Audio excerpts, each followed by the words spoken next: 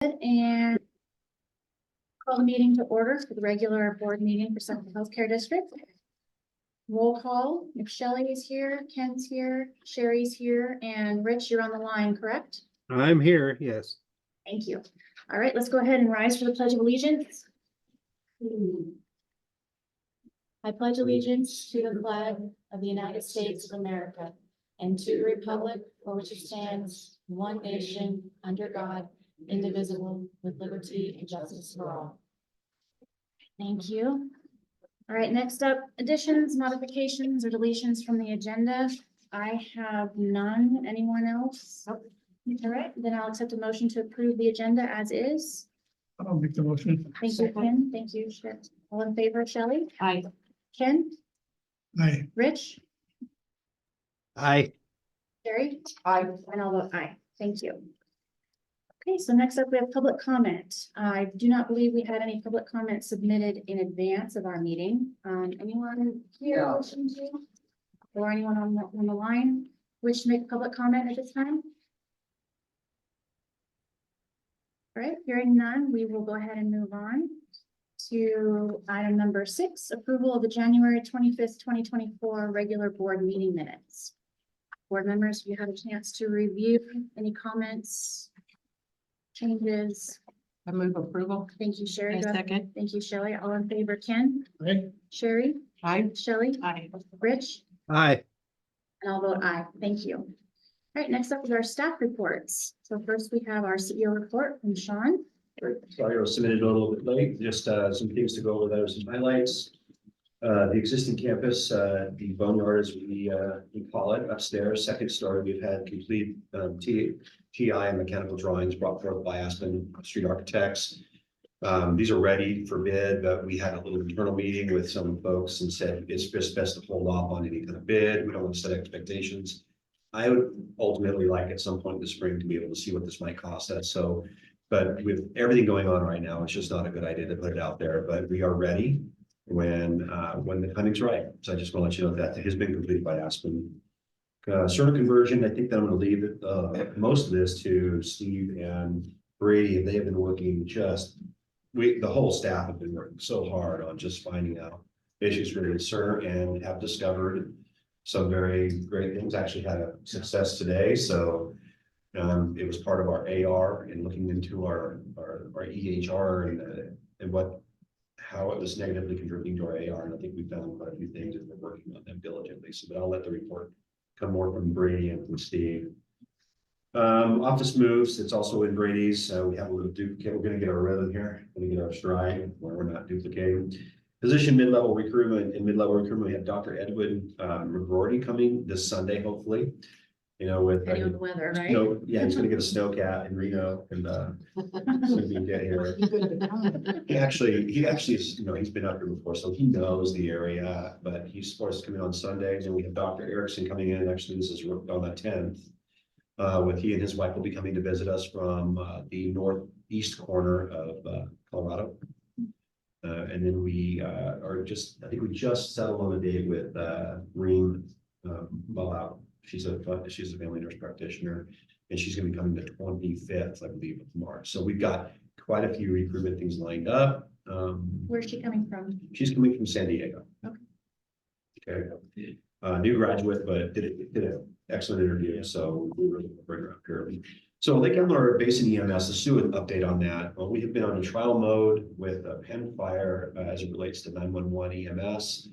And interfacilities transfer, we are in the dead of winter. We're still gathering information as to the run data and how the impacts are going to be. We have a meeting coming up on the 6th of March.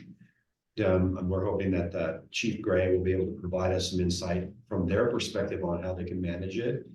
911 calls are not going uncalled or unanswered. They're going fine. We have had some difficulties with interfacility transfers, which for us is really, really important to get people off the mountain. We've also been in conversation with some of the other air providers as our instrument approach comes in. We've been we spoke to Reach, and we're also have a call coming up with CareFlight, and they're talking about instrument capabilities and sort of forecasting the future for them as far as air evacuation. Has the FAA done their blessing for that yet? No, in fact, in the town hall, since we had Deborah Lucero, they're the CAO, I did, in fact, reminds me, I have to give her a call. I've asked her the status because it was gifted by the Pilots Association for Rogers Field, gifted the IFR. One particular member of the community paid for most of it and gifted it to the county, and the county went through legal. Still, from my understanding, is they haven't taken over, they haven't agreed on the maintenance of it and things to that effect, but as soon as the county takes it over officially and says it's officially taken over, FAA will do its final flight and then they'll publish it. So that really is going to help us with, especially with fixing it. What kind of maintenance is involved? Is it? It's pretty low. It's just making sure that there are certain lights at certain degrees that pilots get, when they get a visual reference, the lights have to line up for the proper location. And there's not that much really. Who's responsible for the county? That county would be responsible for taking over keeping the airport open during instrument meteorological conditions. And so I'm gonna really follow up on that a second here. I think she said she thought it was illegal. It's been illegal for almost 8 months. They're so short-handed. Yeah. And you're gonna really need to put some heat. Yeah, do you even know who to go to anymore? Who's, I know that they left, somebody Guy, left. the young. I'll find out. Yeah. Okay, the foundation, let's do a foundation update. So this has been a piece that we were working on now pretty steadily for about a month. Our articles of incorporation have been filed with the state, so that's filed. We have our first set of bylaws, although we did go back to BBK and request some changes to the bylaws. I'm expecting the change this week, tomorrow or the next day, And these are the bylaws for in the foundation. Foundation. the board foundation. Okay, Yeah. and so does that need to be reflected also in our bylaws somehow? No, they'll be reporting in. What you will do, because we are members, we're the member, we will be accepting. So the board will meet, the board has some housekeeping to do, and then they'll adopt the bylaws, they'll conflict of interest, they'll elect officials. This board, it will always come to this board for approval. In other words, a report will come in and the board will bless it or ask questions of that board. And should that process be reflected in our bylaws? Anything that my question is pretty That's a good broad. question. Is there anything that needs to be reflected in? Yeah, or even a reflection that we have a relation to a foundation. Yeah, I think that question probably could be posed to Noel pretty Yeah. easily, yeah. And so then I anticipate then for our April regular meeting, the foundation's bylaws will come here for Yep. this board to approve. Yeah, with the foundation's first meeting will be April 15th-ish, right in the middle, 2 weeks ahead of the general board meeting, so that that board can report into this board. And as a member, this board can make decisions and give direction to the foundational board. So it's gonna be, and Brady and I were meeting tomorrow. We're gonna have a whole timeline that we're gonna be able to share with you in the next board meeting in March. A full timeline of every piece and action item that we have to stand this up, including our 1203 filing for the 501c3. This board is going to have to vote on the extension of funds initially or not, to stand up an operation. And we're going to have that put together by the next board meeting as far as what it's going to cost us to stand this up and really get it going, such that it's not struggling. It's not struggling for air. We've got to give it enough. And then we have to decide whether or not that we can do that incrementally, provide a little bit at a time, but we want to be able to provide that entire structure. Brady, you want to add anything there? Yeah, no, it's just like a startup, so we need to give to you all the elements of the startup and the timeline, or really for the 2024 calendar year.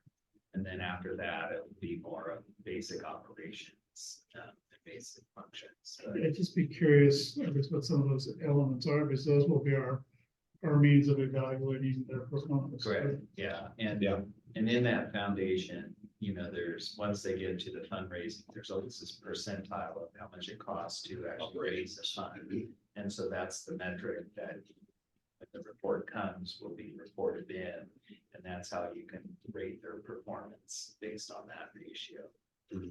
But there are several things that will be coming to the board. There'll be feasibility study. There's going to be some startup software that we need to have. There's going to be some startup staff that we need to provide to the foundation.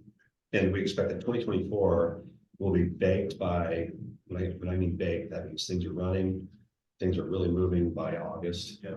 And we'll be, by that time, we'll be making our big push for the end of year charitable donations, including, a core charitable donation to keep operations going until other funds start coming in.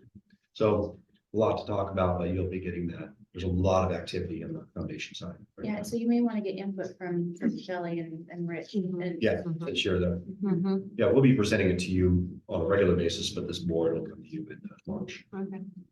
Okay. And then at the end, I just want, that we like the graphics. Yes. So we're perfect. providing more graphics. There's graphics of Brady's, there's graphics of mine.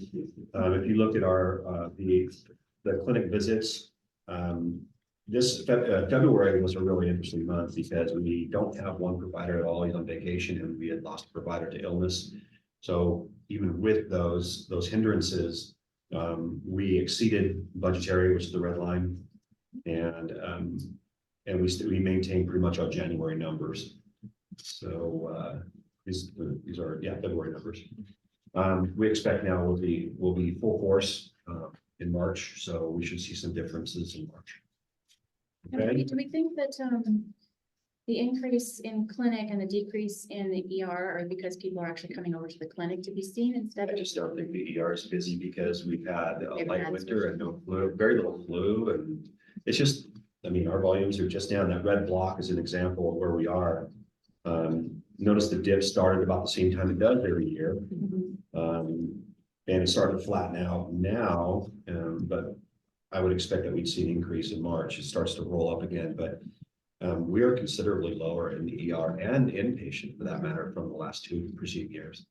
And we don't control those, obviously. We'd like to surmise why it's happening, but I just want to point out that we're down. Hopefully means our community is healthier because they're using our clinic more. That's what I I'm, love that's that. what I'm, Yeah. that's what I I would- just. I would love that. And we are coming into our months where you should start seeing that climb right back up there, which get very busy in the spring, summer, and fall. So Well, particularly with the partnership too. that's another big one. But, Relationship, that doesn't really affect the ER because partnership has always been able to come to our ER hospital. It will, however, we expect to see a big effect in our clinic. Yeah. For primary care and specialty Yeah, care. that's a good point. And maybe inpatient days too. Hmm? Inpatient days, acute days. Inpatient days, yeah. I expect to see, and we'll be talking in med staff about utilization of our diagnostics. We just don't, we don't have I think I've said this before, we don't have a utilization problem here. Other facilities have to really watch their utilization because, somebody's overusing CT. They're not doing clinical correlation. They just, body scan them.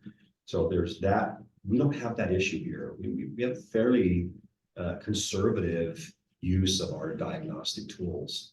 And I would expect that you'll start seeing a rise in imaging, labs, and things that will correlate to our tool.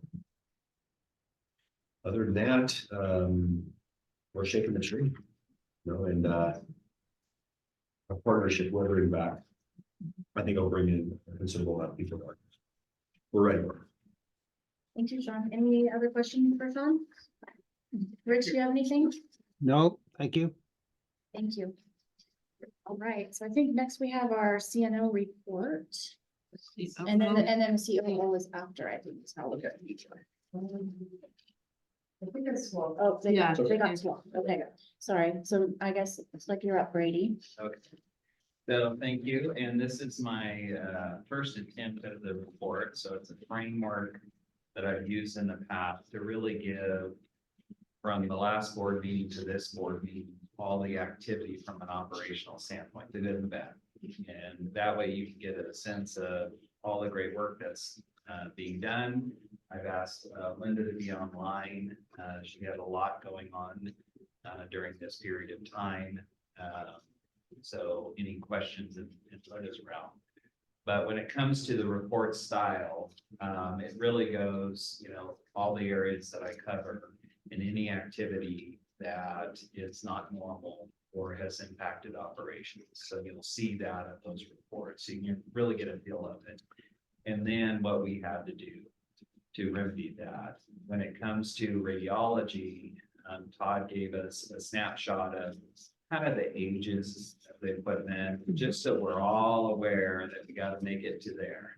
you know, to the next place. But that way, as things are coming up, if we have a break fix, everybody's aware of, you know, what's been going on and stuff. So this is the first, part, and then also in Todd's area, it had the utilization, because the more you use radiology equipment, the more you could have issues. So we'll give those numbers on a monthly basis. So a couple things that are not in here that happened after this was published is our MRI trailer. We've had some cancellations because of weather or I don't know. I think the roads were clear myself, but it's either truck or tech canceling, and so we have to reschedule our patients. So that's kind of an impact that we've been having.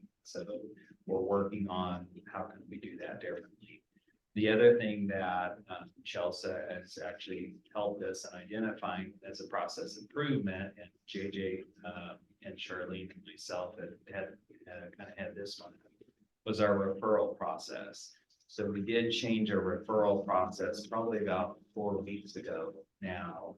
And so hopefully it's improving as we go forward and patients are getting calls, and we're really holding their hand through their journey. So there should be no questions on who's on first, who's on second. So if you do hear anything in the community, so we had one phone call. Gentleman did say that he got a call, but he had questions about what it was about. So that's what we've heard so far. So more to come on that, more improvement.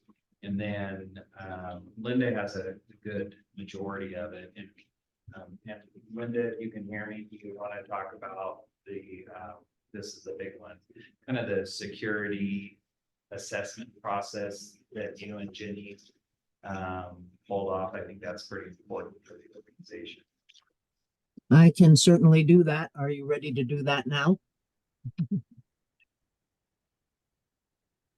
So on January 24th, we had the pleasure of hosting the California Highway Patrol and the Plumas County Sheriff's Office, who came to our facility and conducted an assessment based on the scenario of active shooter.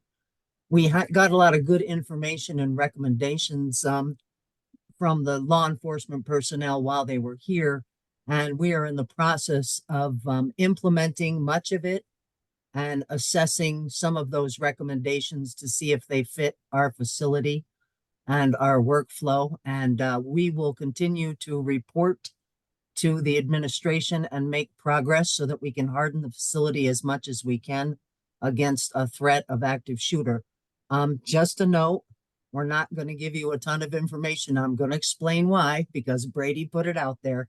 We're not going to advertise to the general public what it is we are may be deficient at as far as our security goes, where an active shooter scenario is. So therefore, we can only give you an overview, but I'm sure that Sean or Brady can give you more information if you would like to have it.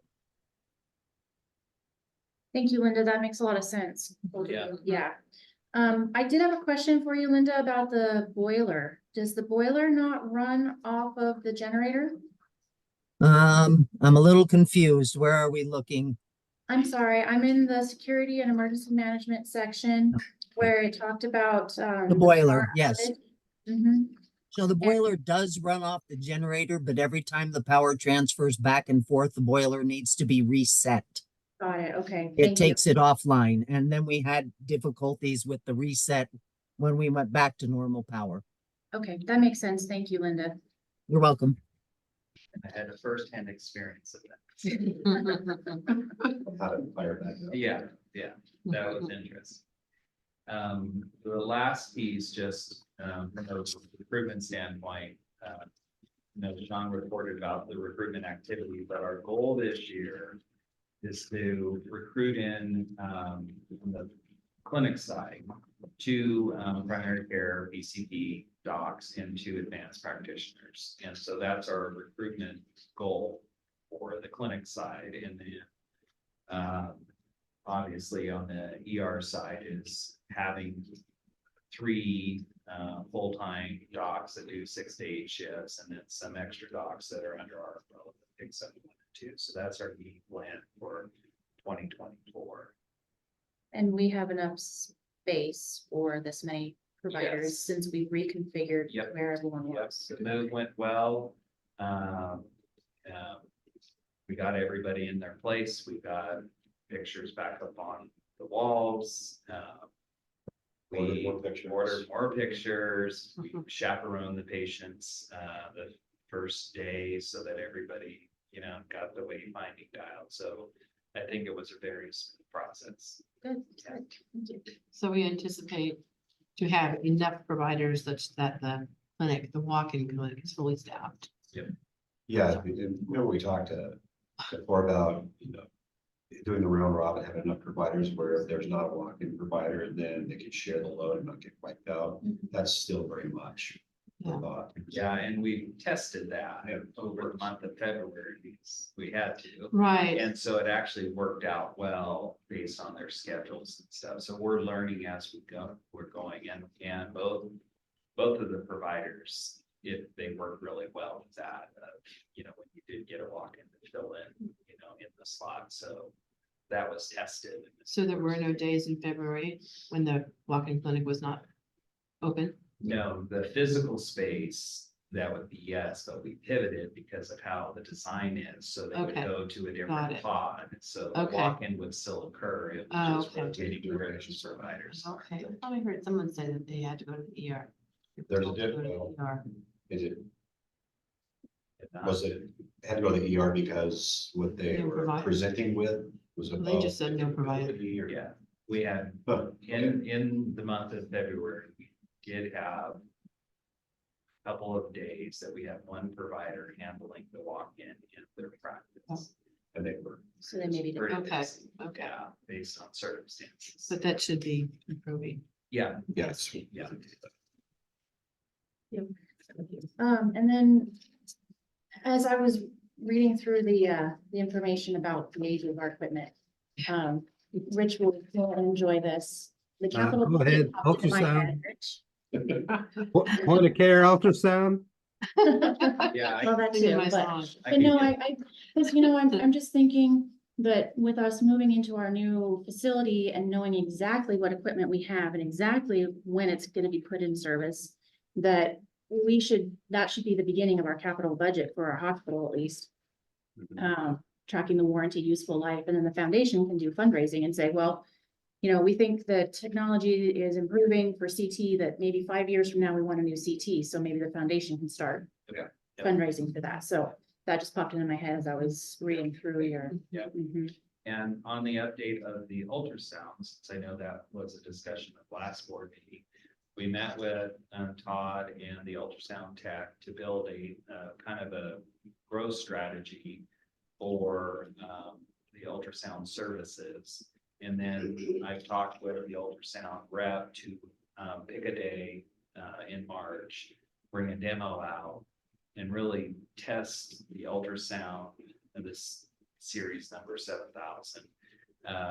And really make sure it interfaces with us, all the things that it's supposed to do. And so we're going to test that in March, and then that, gives us a little bit of time, because you have to have, That's for the point of care, or that's for, no, that's for. the- okay, because yeah. that's what he was asking. Yeah, Yeah. okay. What are we Yeah. doing about point of care ultrasound? We had another conversation with Butterfly. I have got to get to med staff. We've got to get to med staff to find out the numbers of use. They're asking us how many devices, how many people will use it. Well, we've got all these new doctors coming in and new providers coming in. I have to sit with them and say, okay, how many of you would be incorporating point of care ultrasound in your practice? ER for sure is one. But Right. then at that point, we can get a quote. It's based on the number of devices and users. So we really want to dial that down. And in fact, that's something we'll ask Dr. McGrory, Dr. Erickson, in the interview process when they're here is, do you incorporate point of care? Because Or do you want to? we have to size it. Okay, does Dr. Nielsen, is he the only one using the butterfly Yes. unit? He doesn't, he uses his own, it's not Butterfly, but yeah, he's the only one that seems to incorporate it in the practice in the ER. Now then, if you talked to Butterfly recently, because I was on their webinar when they introduced their new device, which is much the superior as far as image quality, and you can do studies that you couldn't do with the older version. Right. What does it cost? Sean, a few $1,000s, $3,000. It's not the cost of the device, it's the cost of the cloud for storage, it's the cost of the integration to Cerner. So the device is almost, it's not a giveaway, but it's a very sophisticated device, but that's not really the expensive part. It's the licenses for the docs, and it's the cloud component that is required in their solution. I try to get Okay, away. but if you licensed one for the ER without, what does that cost? Well, the integration is going to be a one-time cost. I think it's gonna cost no matter what. Rich, I don't have those because they held back getting us a quote until we had a number. Because they're gonna drop the price if we can get a higher number. So the device was 4,000. Yeah. 4,100. Right, little less than 4,000, 3,800. Yeah, something like that. And the integration is 15,000 here, 15,000 there. And what I haven't seen is the licensing agreement for the cloud solution yet. I just haven't seen that. Is it like a separate server? It sits up in the Amazon cloud and yes. And it Okay. is, I have another question. We don't have it integrated with Dr. Nielsen's unit. no, we do What's the not. problem? What's the problem? Well, if we want to charge for it, it's got to be integrated. So he doesn't charge. There's no way to charge without it being integrated? No. There isn't. We have to be able to keep the images. We have to be able to store the images. We have to be able to generate an order. Right now, Dr. Nielsen uses this more as a stethoscope. He Right. takes a look. But when we really get into point of care ultrasound, they will be doing interventions based upon their findings. And when they do interventions based upon their findings, they have to keep the images and they've got to generate an order in Cerner. And that's the integration piece. Otherwise, they could use it, that box, they can walk around with it anytime they want, just look, but they can't really do anything on it and bill for it because we can't store things at this point. That's the integration. What about the physician training? Yeah, I mean, I think that, well, it depends on the physician you ask. Whether or not they've incorporated it. Now it's standard in all medical schools, and especially for ER, it's a standard. All of them learn point of care ultrasound. Physician training, they did say that they would come out and do some basic training for our physicians too. But the more you use it, the better you get. Yeah, and for when Dr. Nielsen got his, he paid for a training package along with it that came with this little pad that you use, and it simulates different things, so you can actually, even though you're not on a person with whatever the issue is, it actually will simulate it, and so it'll help you figure out how to find it. Just for the board, I know this has been sitting out there for a while. We looked at Butterfly a year ago at least, and again a month ago, with their new device. And the reason we didn't pull the trigger back then was it was the integration to Cerner, because we had not gone to Cerner yet, is what we wanted. And now that we're on Cerner, we're trying to work through some wrinkles as it relates to our rev cycle. We want to do it. It's something we want to do. We got to get more direction from medical staff for sure. And then we have to determine how many we need, how many licenses, and then we have to slot it into IT's number of projects to do integration to the cloud. Yeah, but also to Rich's point, we have to look at how much you actually can bill for it, whether it's even worth the integration. In the Well, first place. That's they what I provide would, you, that's like what I every would good say. company, right? They provide you an ROI, if you do X amount, this basically pays for it. This is the billing, and this will pay for all the integration, the licenses. And they're willing to do that based upon the number of users. So the medical staff, I have to get them to commit to using this as a part of the tool. Otherwise, it's a very, very expensive stethoscope. Because we're also keeping patients here instead of going elsewhere too. Yeah. Because that would have been our problem. We would have had to gone down to Chico. Yeah, no, I mean, yeah, it has instances where we can do an analysis and determine whether there's a thrombus in a leg or things to that effect. Yes, it's a great tool. It's a good enhanced tool. Yes, It also requires a QA component. yeah. So. So let me give you an if you're example gonna be here. using it and storing the images and relying on those, you also need to demonstrate the QA that you're doing, that someone is looking at a certain number of studies and verifying that we were accurate. And that's- And so, this is what we want to get away from is just buying devices because it's kind of expected standard of care. Nobody uses it. I'll give you an example, the slit lamp that we Yeah. purchased. Okay, we've had at least two that I know of options of using the slit lamp, but nobody knew how to use it, Hmm. sitting there. Sitting there. So getting a training program going or having physicians committed to being able to use the tools so that we're not just buying gadgets, Right. is really, really important. And that commitment, I think, comes more from a stable medical staff as well. Where we can really, the locums, they're here, they can care less. I don't use that, I'm not gonna learn it, type thing. But it is definitely part of something we want to incorporate into our practice. It's useful, very useful. Sorry about the latest. Well, it's like DEXAs. Do we do a lot of DEXAs? We do a number of DEXA. The DEXA is actually dying. Yeah. Yeah, So Yeah. it's that, not gonna be replaced. yeah, so Yeah. you'll see the number, and Yeah. so really is it, so we'll use it to its life, we'll keep it going because we do, I think it's 12 or 14 or whatever the number is, but it's low amount. But if it does die before we get there, there is an alternative package that we put on CCT to perform such tests. But the question is that we're Right. doing that. And The so- new CT scanner does come with the package, so we won't be putting a DEXA over the new hospital. So, yeah, it's weighing. Yeah. The value. Yeah, and all these things, it's really for 2024, where we want stability.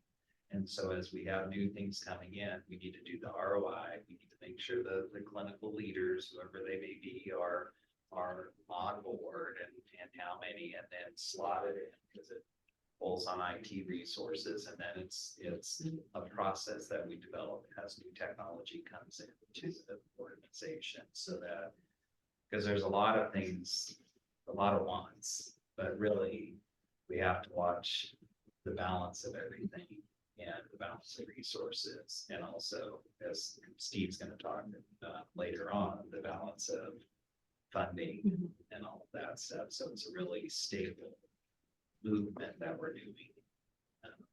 Go forward. Sounds good. Thank you. Any other questions for Brady or Linda? Thank you, Linda. You're welcome. Just a few additions to my written report, on a CDPH poll yesterday, they are recommending additional COVID boosters for our long-term care residents. We don't get that. Katie submitted, for your review, a report on our vaccination status overall on our residents. That was at the request of Dr. Walls during our last pharmacy and therapeutics committee. And so, because we weren't sure where we stood on the shingles vaccine, so we're working with the residents and their families to see if they would like to have that option offered to them. It's not required, but it's highly recommended for anyone over age of 65. Same with the COVID booster. Let's see. Sean talked about the. Sorry. Does Harry offer the shingles vaccine too? I believe he does. Okay, I was just curious. Yes, she does. Thank you. Yeah, Sean talked about where we are with EMS. We have another meeting we got next week, but we've been meeting or emailing or communicating quite regularly as concerns have come up, especially in regards to the IFTs and that sort of thing. So really trying to take care of things more real time as they're occurring, because sometimes crews are refusing calls, but the chief is not aware, or CareFlight is not aware, so we're going back each time. A recent turn down by CareFlight Sam Blessy actually went back, listened to the recording, and we were calling the wrong phone number. So, we're bridging all of those gaps, finding out where the holes are. But communication is always the weakest link here. And then we're also trying to figure out why SIDSI and Sissetville can't help us manage our IFT requests on a more regional scale, because they really need to know where their resources are being asked to. We feel like our IFTs out of our ER are almost as important as a 911 call, if not more so in many instances. So, Will we're they- working on all of Sorry, this. will this move to be at our meeting next week? I don't think there is So- someone, where we left it a few days ago is Chief Gray from Peninsula and Sam Leslie were going to, and NorCal, we're going to follow up with SISI to find out where these turn downs are coming from. Because it may be just a single point, like a single dispatcher who doesn't understand the situation. So we're Maybe a training. exploring all of that and seeing if it's really just a training issue or not. Yeah, it's, this is gonna continue to be very iterative. Until we can come up with a real solution, Permanent solution. right? But nice thing is we're all talking. That's the beautiful thing, it's all opened up. I mean, every It's work's really being nice. exposed. No one's getting upset. We're all looking for the answers. How are these delays affecting our patient outcomes? One patient did sign out AMA and went by private vehicle down to Enloe and checked himself into their ER there. And he was scared. And so, driving down Highway 32 in a snowstorm when you have free air in your belly is not really a super fun thing. Right. Yeah. But we literally had tried every single transport Trevor in the ER called every single transport company twice, and there just was no one available. And that was an important discussion for us to have with Peninsula as well, because they are still fire and EMS. They have to have a ready available for 911 calls. So when their rig was already in Reno with another IFT, they simply didn't have enough resources to help us. It's not that they don't want to, they just Right. don't have enough resources, so. It's all the things that we're talking about and trying to solution as quickly as possible. It's tricky. And when we hear about what's happening in other rural areas such as Fall River Mills, Trinity County, etc., we're not alone in this. In fact, we're doing much better than India. But it's scary. Yeah. And then you have to remember, because it's been more and more difficult for us to transfer patients to Enloe in the last year and a half or so. And Renown has become our easy button, and they take them, but they also have terrible wall times for their ambulances. So they may be waiting an hour and a half just to offload the patient off of their gurney Yeah. to get back here and Yeah. back in the service. So Yeah. this is a long turnaround time for them to take someone to Renown. Right. So we have a meeting coming up, I think on Monday, with Michael Kamuda and Enloe to talk about some of our transfer concerns and see if there's some other ways that we can solution this with Enloe, because again, so many of our residents here, they're established with specialty care in Chico, not in the county. So. Can you elaborate on that a little bit more? I can quite wrap my head around the idea of an ambulance going to Susanville and the person staying in the vehicle and not. They actually will not, they will give them they call it wall time. You can bring your gurney and your patient into the emergency room, but you may not. We have used It's not not the EMS. relinquish care because there's no one to relinquish. Which means they don't really, I'm sorry, Judy, but it means they don't release the EMS people. They sit all time. They're still responsible for that. Yeah. patient. They have, right, they'll give you a place inside. Sometimes, I was just talking about Sutter down in general, that I drove by there and there had to be 30 ambulances outside the emergency room running. They couldn't get the That's patients. unbelievable. ERs The just- EMS rig, Yeah. the wall time. So offload time is terrible and it ties up the rig, and then they'll tie up the crew because there's no one to take care of them when they give them a wall space. It's really a challenge. Now, So Antelope everybody's has some of the investing best themselves they call them A-plot times. to go in there. We have and then some of they the don't do best anything with them A-plot till- times in California, so we would Well, time's quickly better get than no the time. ambulance patients into our care so that we could release the ambulances back to 911. But that was just Enloe. It was very well known that in Sacramento County, in LA County, in Reno, it's something that's been studied by their state EMS systems for the last 4 or 5 years. It's been such a problem. So, but just something else. They to- triage the patients as they're coming in at least, so that they know that those that need quicker. They don't triage, it's first in, first. Wow, that's If crazy. you got a head injury, they have to treat us. Well, Yeah. trauma Well, or if you're coming in STEMI, as a STEMI stroke. you're going straight. Yeah, Different. yeah. But, you know, 70% of the ambulance calls Right. are not for STEMI stroke trauma anymore. So, yeah, but just something for us to keep in mind that as we're using these ALS resources, very limited resources, finite amount of resources that we have right here available to us. When we can't get them to the closest higher level of care, it's a real problem for us as a community. So, Yeah. Good to know. so, yeah. Yes, so So everybody it, wants some chest pain. Yes, That's what you want to say. that's right. Little trick. Just a- Good to- Yeah, Good to know. but they probably have, if you say chest pain, they have to transmit a 12 and they're gonna go. Oh, yeah. Yeah. Oh, yeah, yeah.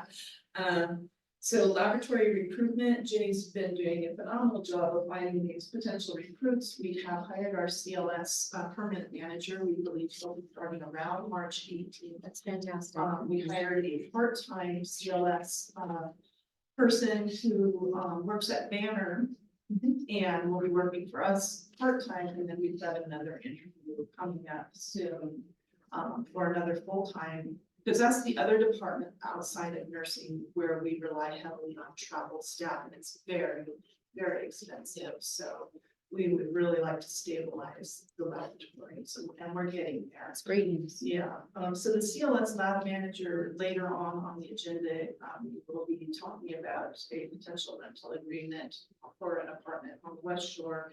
And that is the person who really, is hoping, to occupy that space until he gets settled into. You got an update from Tessa on our overwhelming response to our request for Valentine's. It was really amazing. And then we did hire an RN today, like a real registered nurse. Actual experienced RN. Wow. I know. We're really excited about that. She actually used to work at Seneca up until about 2015, and so we checked and really, really nice remarks about when she worked here last time. She works in Whitney. Oh, great. Where will she be? She actually has ER and acute care experience, so we'll use her wherever we need her, and she loves working night shift. Oh, wow. Oh, there's a blessing. Night owl. Skies are open there. There's sun. And then, lastly, on the regulatory update, when I published this report a week ago, we hadn't had any, but then CDPH showed up last Friday. And that was for a self-reported fall on the long-term care unit, so they have to follow up with those. And what I'd just like to offer to you is that when I came here 2 years ago and started dealing with this particular surveyor, she was not very nice to Seneca. And she was not only very nice, but she really worked closely with Tessa, gave her a lot of education. We're revamping our RCA process on resident falls, so that we can make sure that our investigation is more complete. And I think that it was Tessa's willingness to be humble and be educated. The surveyor left here, we had no, she said we would not be receiving any deficiencies on this, and we will just be better as a result of that survey, and we just really ask for it. A good feeling. Fantastic. Yeah, right? Yeah. And good for Tessa too. Yes, she was really great, so super proud. of her. So unless you have any questions, that's my report. Thank you. I don't think I have any others. Anyone else? Rich? Thank you. Thank you, Judy. Yeah. All right, next up we have our IT report. Yes, Yes. so, and actually after I completed this report, this kind of first one, reporting on our SR volume and voting, so I'll break it up. That was helpful I'll for break it up me. into fiscal and patient care next month, so, we gotta see what's moving on. So, we do have a lot of SRs reserved, some stay a long time, but they are resolving quite a bit as we go through. It does unfortunately seem the clinical, for the patients, clinical ones gets off quicker. Unfortunately for us, our paid is in the financial side. So, we've been working through that, with Brady's help. Now, we've come up with a better prioritization method, to focus on server, because a lot of the time we've been dealing with when is server available to us. If we just grab them, if they become available to us, and not necessarily, tackling our biggest problems, and pulling our focus off, so. That change has really kind of helped us quite a bit. We, are going through point of care charges, we pretty much got those kind of fixed. But we just did a charge master comparison to our old charge master and what was built at our DCW. Our one's up next week, we'll review that more. I'm seeing a lot of tests that weren't good.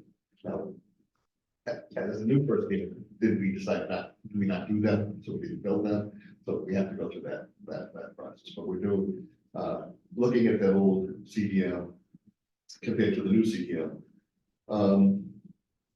There are, some things that I think our one can help us with clean it up, the way that we did some manual things in the past, and the way that Cerner kind of granularizes them more. One of the big issues I'm having with Cerner is, flu vaccines. We give, I think, 6 different types. There's, I think, 14 on a pull down list, and I'm trying to get them to hide the ones that we What we don't don't give. use, yeah. It causes 2 issues. It causes a, documentation error potential. And if they select that one, there's gonna be no charge. There's no charge, There's right, yeah. no charge. Yeah. Right now, Cerner is telling me that's a global change, which I find hard to believe. Which leads me to go, how about our other entities and our user group that we were talking So about? I reached out to Jessica, at Mayor's, asked her about that, waiting for a response from her on that side. I've also reached back home. That can't be appropriate. It's not a clinically appropriate workflow to have a med listed that. No, it doesn't make any sense. Can't give. It could be something in a formulary we need to clean up. If it comes out of formulary, maybe it comes out of the DDM. That's what I'm kind of thinking into right now. One of the really good things is we completed our cyber audit, kind of like what Linda talked about. We won't go into details, but it was very positive, but we can meet offline to go over that. But I felt it was, I knew it was going to be technically a very good survey, and Apex has been very diligent at cleaning up, remediating the lower level things we needed to address. So we're in really good shape there. One of the big items we're working on right now is trying to get our EMS recorded, because we don't use the radio much anymore. So we have the device that we record from the radio, and it is capable of connecting to our phone system. So we've engaged both vendors right now. We're getting kind of, we need more licenses, there are license required, something of that nature. I'm sure there is. Once we get that straightened out, it should be a real quick fix for us to be able to record that. And then we could, once that's built, we want to use it for patient complaint lines or anything else, we can kind of leverage that tool for us as well. We have kind of hired kind of 2 new people into the IT department. One is an MA, and she will focus on working with the clinicians and the clinical staff to ensure that everybody's doing the same thing all the time. She'll be essentially rounding, available to them all the time, watching over the shoulders to see if they're really behaving or doing it up a workflow that could cause issues down the road, and, we hired a very, very capable IT person in here who used to live in this area, his wife's from this area, excited to come back, so it's somebody who understands what Seneca is, what it will be like here, is excited to come, so that should be happening in the next, 30 to 45 days, we'll have those people onboarded, and, hopefully, follow through the issues. Sounds good. I have a question. Yeah. So I've heard from one of the providers that, in the outpatient clinic, Yeah, that she has great difficulty working with Cerner. As it relates to diagnostic studies and medication. I'm just charting medications. Is there like a clinician Cerner committee or? we generally talk to med staff, thanks go to the med staff meeting, so if they have issues like that, we usually discuss it there. We didn't have one this month, but. So when we first initiated this Cerner transition, we asked for specifically a physician or mid-level that trains on the clinical flow, and we got nothing. They didn't have anybody to give us, remember when we did that? So we really have to tackle it internally. See, so some of the other clinicians are having no problems with it at all. I'm sure the more techie ones probably are not. So can we use some of our internal tech, to get there and say, this is how I do it, Mhm, and it flows properly, mhm. so, And that's where, we'll leverage also free in that role. yeah, the reading She will be leverage there. Okay, available to come down okay. right away. when you Yeah, and it's kind of a, oh, this is how Dr. So-and-so does it, and it works. Mhm. Does this work for you? You know, there's a workflow, so it's, And I've been making rounds, because I'm trying to figure out how things were built. So I find this with some of the providers, like, what's the hang up? What's working, Right. what's not, what's weird. You know, Yeah. So I'm starting to create a list so that Okay. we can look at it too. Yeah, okay. So, Thank you.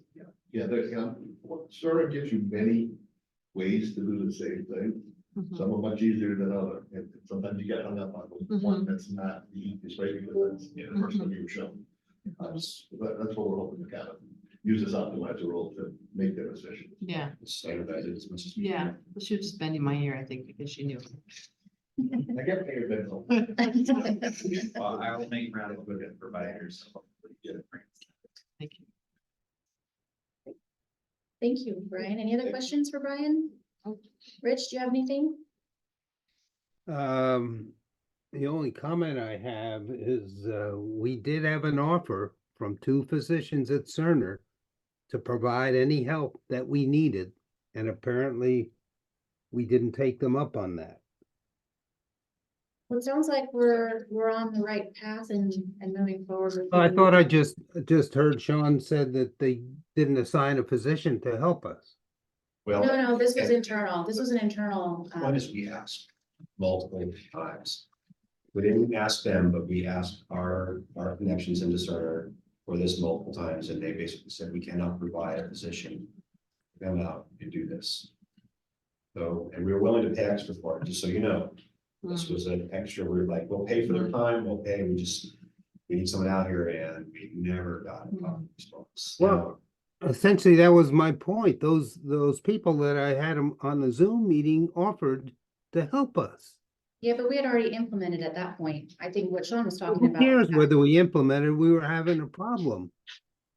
And they offered to help us if we ever had a problem.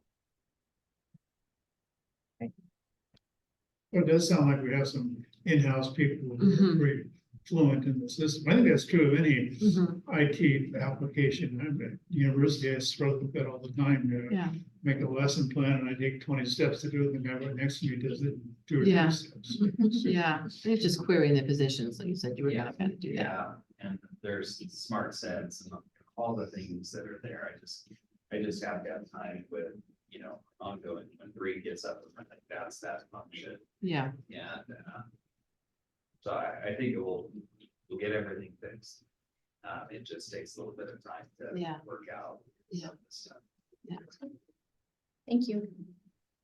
Okay, let's move on to our HR report. I think Jim. There you are.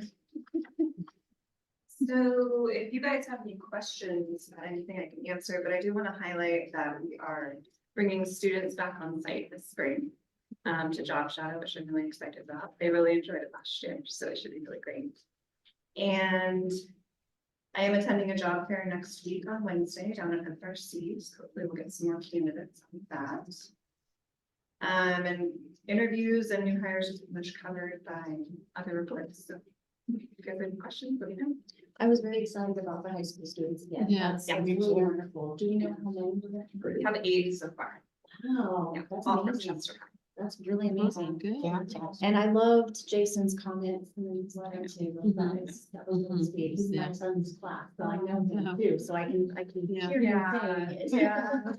It's really special. Yeah. To bring them on site. That boy's going into the military though. He He is. graduates, yeah. He's gonna go in, they're gonna put him in training in psychology, as I recall. Interested, He yeah. he wanted to do, emergent care. Yeah. and He's hoping to do that later, but his psych piece would dovetail nicely with Yeah. that, I think. So, Yeah. Good article. Exciting. any other questions for Danny? Thank you. Thank you. All right, next up we have PR and marketing. I don't know if Chelsea is on. I am. I'm on. If you guys have any questions, I'm more than willing to answer them.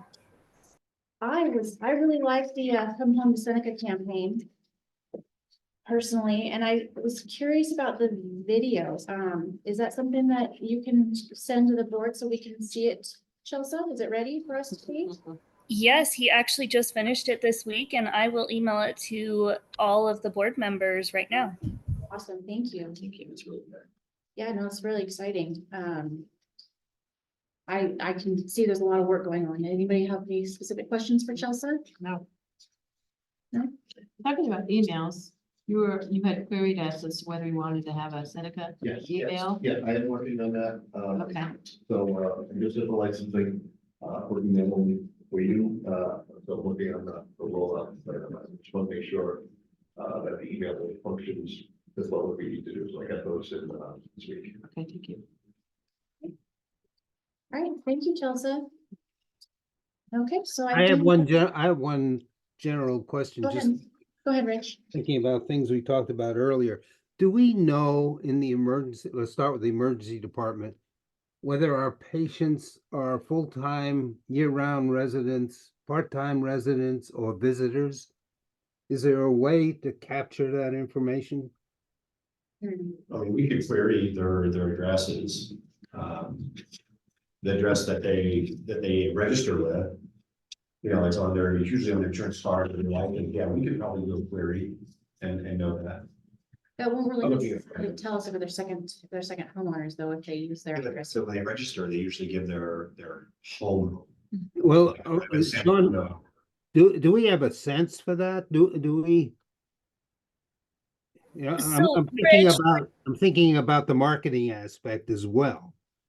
Rich, so predominantly this time of year, like the sense that I have is that it is mostly primary residents that are utilizing our ER.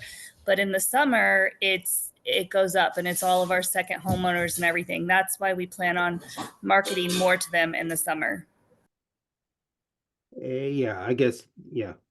I'd like to look, Rich. There should be something. Maybe their mailing address. Yeah, yeah. Yeah. We tried to use the tax. Well, We tried to use the tax rolls.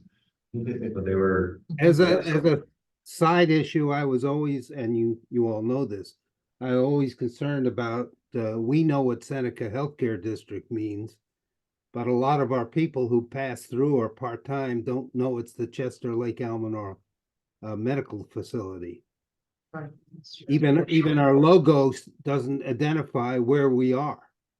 You know, it might, that easy fix, so we don't have to change Seneca, if it's local people know that, but this time might be Right. Seneca Healthcare District serving the Lake Almanor Basin. Mm, Just something Yeah. as simple as that.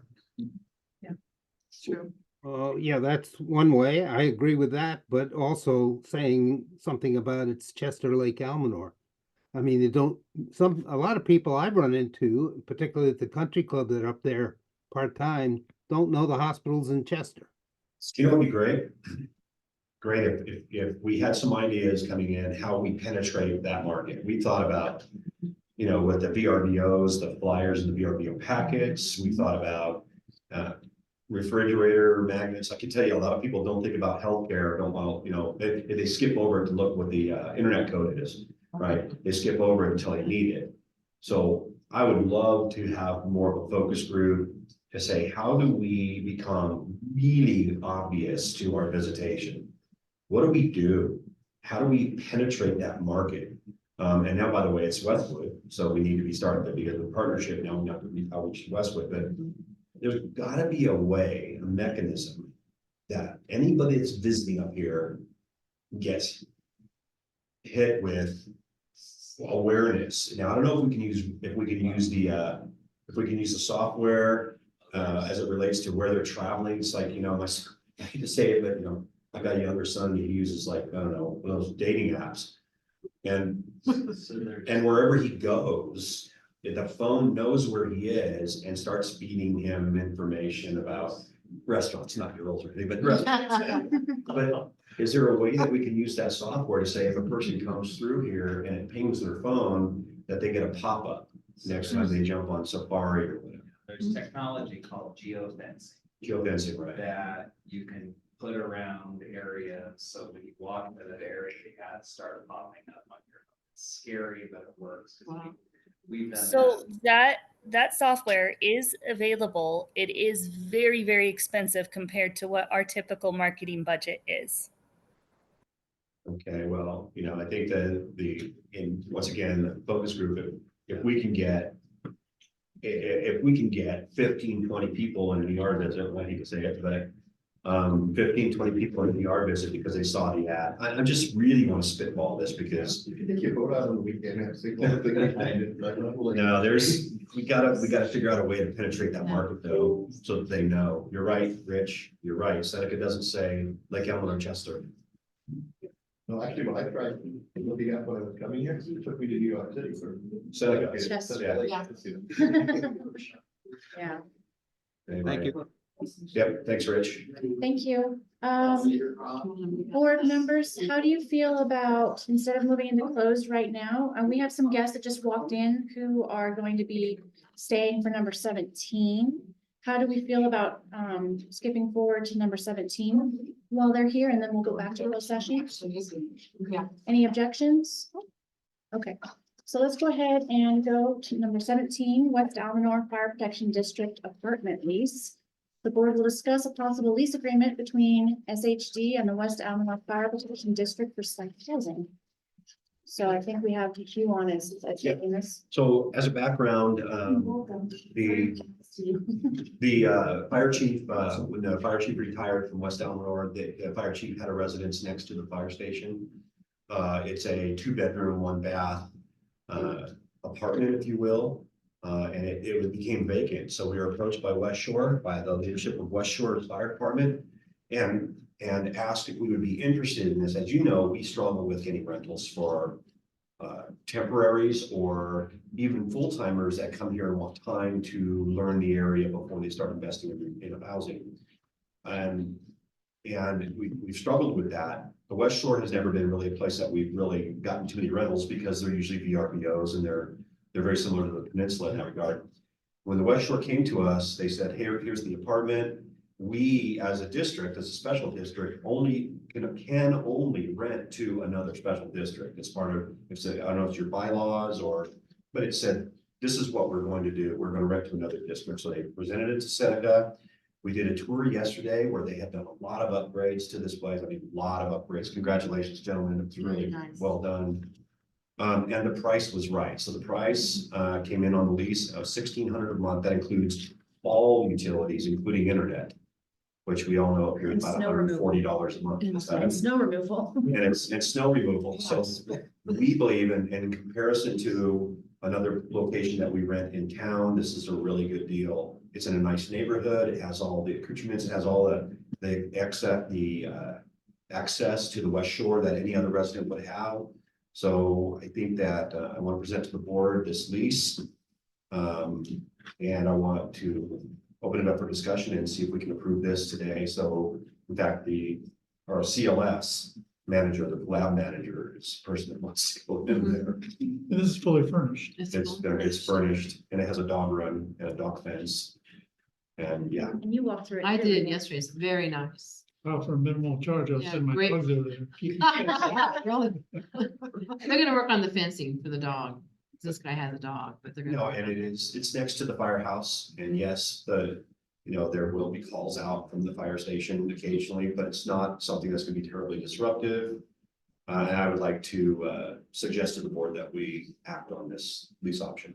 Let me just ask, this question. So the mechanism for our staff to stay there, would we have an agreement with them? We have a sublease agreement Okay. with them. Okay, We would be the lease agreement, we would sublease to them, okay, that's what I was wondering. yeah, and they would pay Seneca or I don't know, some sort of pay reduction or something. for And we're the gonna add on a statement about Dogs, pet- cats, pets. yeah, we're gonna require a pet deposit.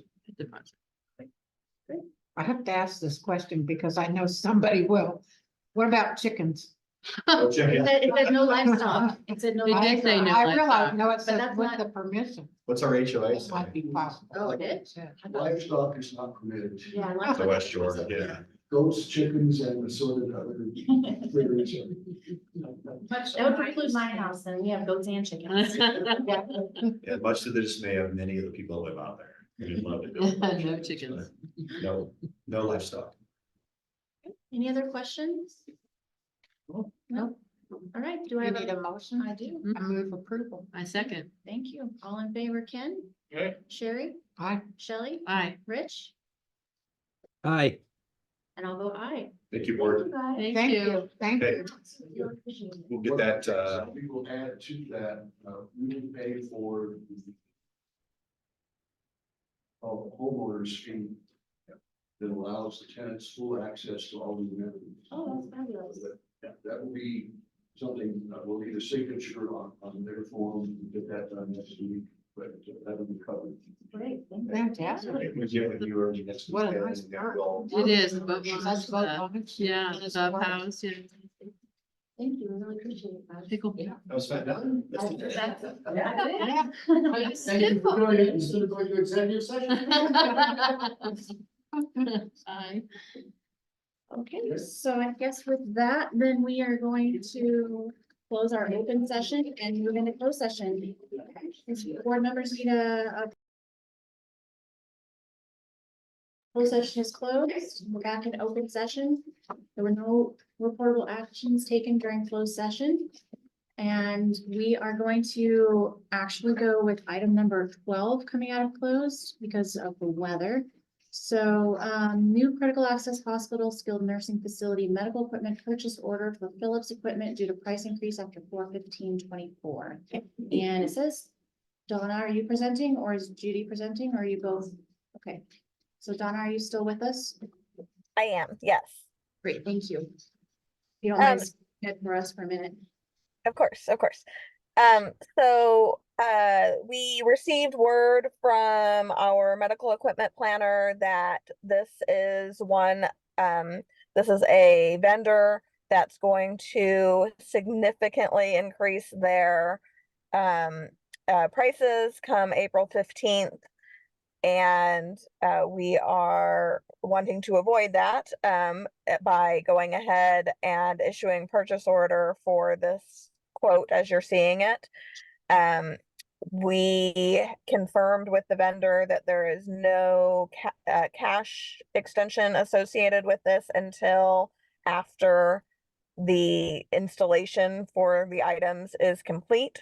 So we are, there's no cash outflow that's related to this request to cut this purchase order. So wanted to, I did put it on information as opposed to action, knowing that if we need to put it on action, we can do it at the next meeting, or in case you guys wanted to take a closer look at it, or if there were additional questions that needed to be answered. So Donna, I hear what you're saying about us not having to outflow until we receive the equipment. But the payment terms say within 30 days due net. Which to me usually means within 30 days of when it's approved. Okay, Typically, and so that's my concern with this quote Sure. is that piece of it. It's at the very top. So page it's one. 30 days net receipt of equipment. It doesn't say that though, Okay. and that's my concern with the way it's In written. 30 days due net, I don't think Steve wants us to be sending this out in 30 days. Could the board instruct the CEO to get that change formally from them? And then sign the PO with no obligation of funds until such time that, After the equipment has. until after the equipment is arrived, and then 30 days after. I'm in agreement with that. So, Yes. And actually, it's even better than that. It's 30 days after install. So is Yeah, what- that's what I, Acceptance. Yeah. after install. okay, so meaning the new building has to be, and they install, And and it's then it's checked. Then 30 days net after acceptance, no less. Okay, do you want that outlined? Does the board want that spelled out better?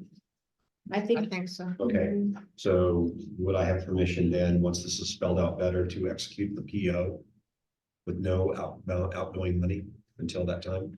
Or do you want to bring it back? We've got We time. might as well bring it back to our March Yeah, we meeting got with the change, I think. Does Okay. that sound reasonable? Would you If be? Donna, do you get that then, that the 30 days post placement, receipt, placement, and acceptance of the technology? You got it. Perfect. Thank you. Yeah, that was my only question concern about this. I don't know if anyone else had anything. No. No, Okay. okay. Okay, then I think we're done with that item. Thank you, Judy. All right, we'll go back up to number 10, Be safe. December 2023 financial report. Steve, do we still have you on? Yeah, I mean, yes. Thank So- you. Yeah, I originally had you, just so you know, I originally had you right after the other staff reports, but then because we had some challenges with other people attending and such, I moved you around, but I'm gonna put your items back up under staff reports for our next meeting, just so you know. Yeah, thanks for doing that because Todd from Piper Sandler is in Kansas City, so you could see out his windows. It was dark there. So, hey, and speaking of getting dark out the window, I don't want to spend too much time here and have you all be driving in the dark. So, real quickly on December is very similar to November, and that's what I had said when I presented the information. We had a loss in excess of budget, and it was all based upon the utilization that we've talked about somewhat under Sean's report, and we've talked about a lot. So there's not anything here that was unanticipated. We don't like it, but it certainly wasn't unanticipated. So I'll just start with this. If you guys have any questions, I can go over it. If you want me to talk about anything more, I certainly can do that. But I think it's, again, what we saw in November, what we had said we expected in December, knowing the utilization and revenue figures at that time. The thing I will add to this is that January, we did have approximately a $250,000 increase in gross revenue. And we would have continued that growth into February had we not had the provider staffing issues we had. But even with that, as Sean has mentioned, that we will have very similar revenue per day that we experienced in January, which is higher than what you're looking at here. But we'll have a little less revenue based upon the 29 days. So the utilization, the revenue did jump in January and February, and we anticipate even a higher or continued climb into March. So Steve, I have a question. So I am a little concerned about how the AR days are just going up. Me too. So that's a whole big discussion or a whole discussion. If we can talk about it here, maybe we can just, skip over or whatever you want to do. Just if there's any follow-up questions that board doesn't think I covered here, we can do that. So in short, as of December, we had significant issues with our long-term care billing. We had received,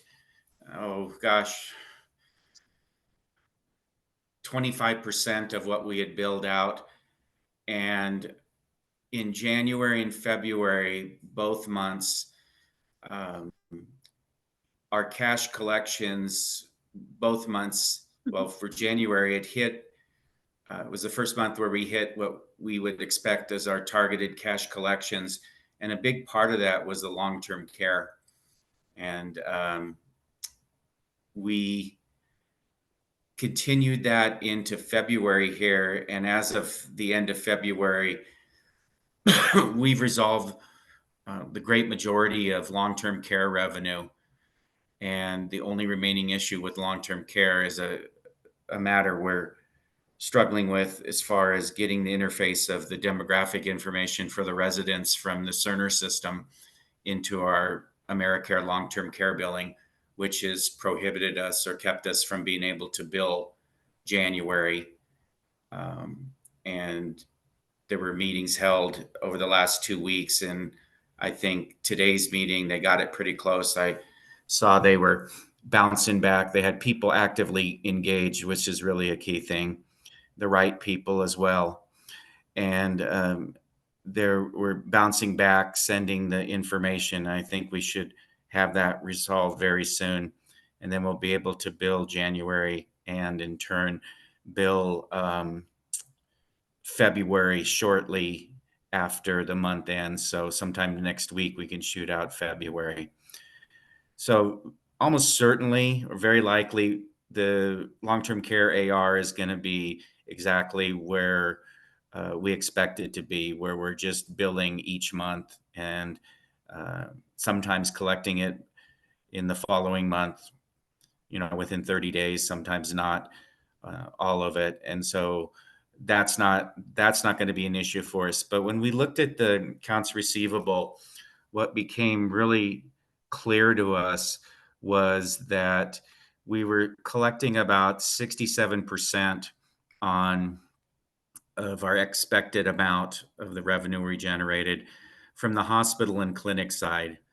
So we drilled down a little deeper.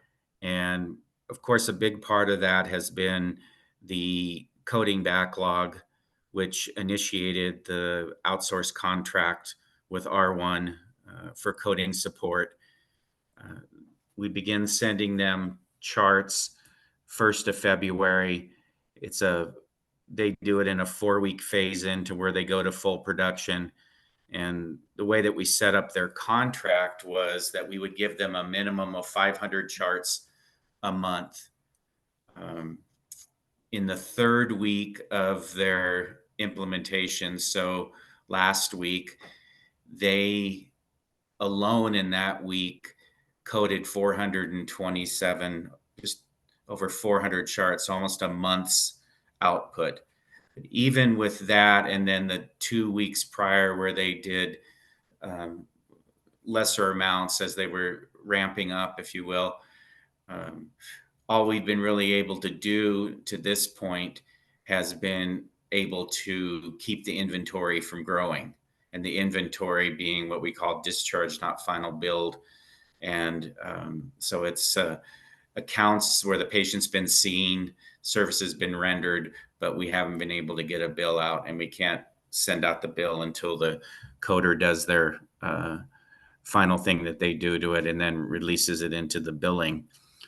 So that's going to address that one part of it. But as we looked in, and Brian said it a little bit in his report about the SRs, and we've discussed it at the treasurer's meeting, that we found that there were things with the system build that we had submitted through the Cerner fix system, if you would call it. It's the SR stands for service request, and that we're not getting resolved whether they were recent or old, it didn't matter. We still had many issues with the system that was prohibiting us from getting our bills out or sending out bills that were in turn denied and came back to us. So we had a powwow about this with R1, and they were able to bring forward a person that they had hired from Cerner. It was funny because at the treasurer's meeting, Rich was talking about people leaving Cerner. Well, R1 was the benefactor of that. They found a revenue cycle patient accounting specialist that worked for Cerner that's now working for R1, and they've dedicated her to our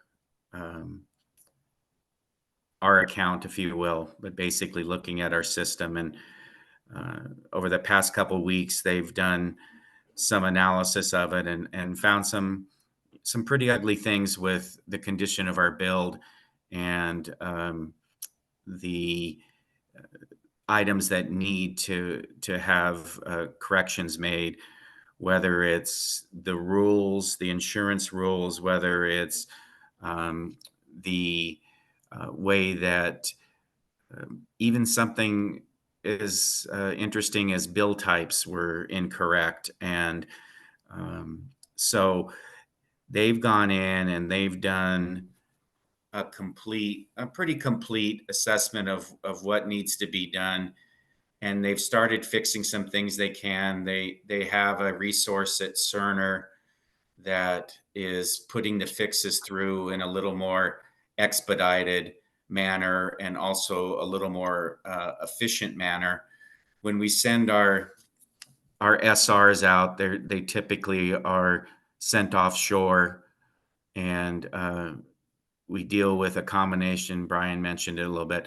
We deal with a combination of time differences. We deal with language, even though we're all speaking English, it's still, you're still communicating.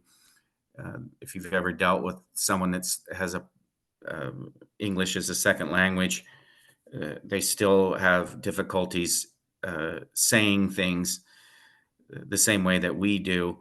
And so sometimes we'll have to go back and forth, and it's, and I guess a little bit of a cultural difference there. So it sometimes takes time to resolve. And quite frankly, the technical expertise of certain people is less than we would hope. In some cases, in many cases, we have to explain things to them. We can't just say, we put in the SR and they understand what we're trying to get at. They can look at our system. They said, please provide more information or whatever it is. And so it was a very inefficient and ineffective means to resolve our issues. And getting someone to go in there that actually knew what was happening, what should happen, has really been something we needed. And they're now dedicating those resources. At least 2 of these individuals, maybe 3 of them will be on site next week for Tuesday through Thursday to sit with us and continue to work through these items and hopefully get the fixes made. As we're making fixes, we're releasing claims for billing. So that's an awfully long-winded answer, but there's a lot going on there. So the short thing is that we're not getting bills out the door.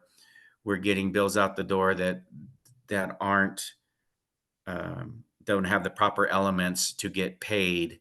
So what in turn has happened is since we've gone live with Cerner, we've collected about 65% of what we normally would based upon our the revenue we generated, the estimated net revenue, we're collecting at 65%. So that 35% has just built up in the case of December, now 7 months. And that's what we're seeing. And that the AR has gone up again into January. And again, we'll see it in February. the Cerner hospital and clinic revenue. We'll see the long-term care revenue, which is a blend in here. It's all, when we report accounts receivable, it's actually three things. It's Cerner hospital and clinic revenue, AmeriCare long-term care revenue, and then our legacy system AR. So we will see the legacy system AR is about done. All we have left is some self-pay stuff that we'll just have to continue to follow up through the collection cycle. We'll continue to see Cerner hospital and clinic AR grow into February, but we'll start to see the AmeriCare long-term care drop in January and February fairly substantially. So, Steve, I have a question for you. uh-huh. On our accounts that we're still working on collecting from our old system, at what point would we consider possibly writing that off as bad debt? Well, what we had to do was HRG is the company that was handling that for us, and they sent out the last statements they sent out were in December. They're now going to transfer everything back to us. We'll go through and do a review of all the accounts. So there's a big chunk of this is the self-pay. Well, there's a big chunk of the self-pay that may, it's stuff that that we have from the last time we did an information system change in 2012. So, they just kept things on there. And so some of that will just go away. The rest of the stuff we'll attempt to put through the collection cycle. We have some people on payment plans and all that. So there will be, as far as the third party stuff, they've got everything down. We're pretty much done. There's a couple long-term care accounts that we're still working with, but other than that, that AR is almost fully settled. Okay, thank you. So, Steve, this is Shelley. So do we feel like R1 is benefiting us in their work? You really That's do? a tough question. I think that yes, they are, but at the same time, I think that there was a pretty significant fumble when we went live and we transitioned away from their implementation team. Those guys were really, really good. Problem was we didn't have things fully built and fully proven. And I put that on Cerner as much as anyone. Cerner made the beautiful statement to us when we were trying to determine whether or not we're in a position to go live.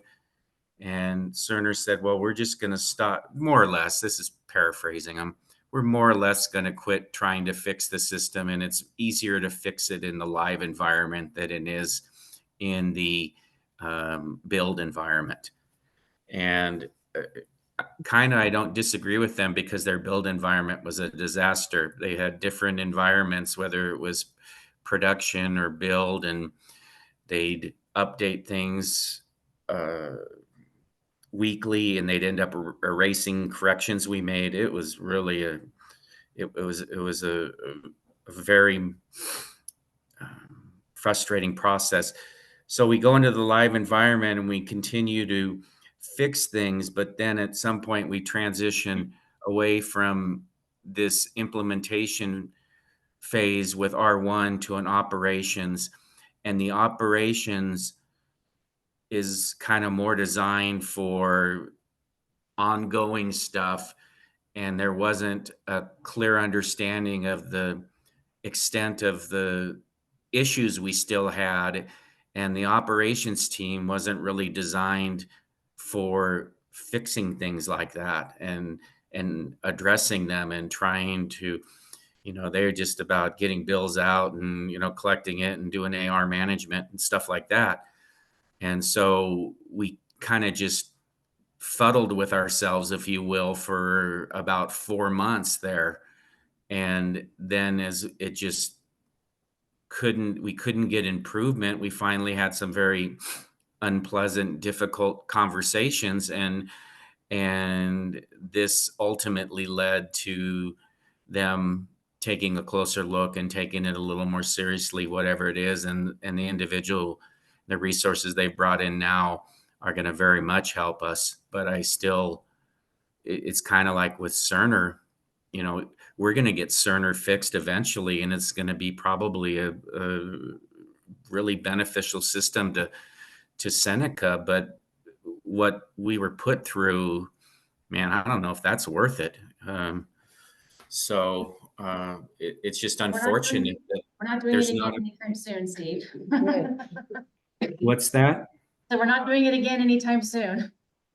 Yeah, we even said, now we know everything we did wrong, but everyone says, no, even if we could go back and do that, we wouldn't go through that again. That was awful. It really was. So I think that they are now, the other thing, Shelley, and well, the whole board, is that they're going to take a harder look at the aging of the AR, because, they said, well, I keep saying, well, our AR is up because the discharge, not final bill. But I said, that's, no argument there. But look at our aging categories. It's aging out. Those are billed things. Why are they not being collected? And so, we've had to put an additional focus there. So hopefully we have everyone's attention and all that. But that's all I can say right now, that what's happened in the last month has been progress, but Well, thank you we shouldn't have for keeping on top we of it. shouldn't have had to been here. We shouldn't have been here. So, I guess all's well that ends well, I hope, right? Hey, it sounds like we're on the right track of getting it solutioned, so thank you. Thank you for keeping on top of that. Hopefully next week will be. And making sure that we're moving forward on it. If Steve was not as tenacious as he is naturally tenacious, this would be rolling us over. He's been tenacious from the get-go. He's still tenacious, and doesn't sound like he's got a lot of energy left, but there's a ball of energy in there, right, Steve? Just tenacious, and Brady coming on has helped, add extra hands to that investigation, that extra modest stuff. So thanks, Steve, for being just tough. Yes, thank you very Yay. much.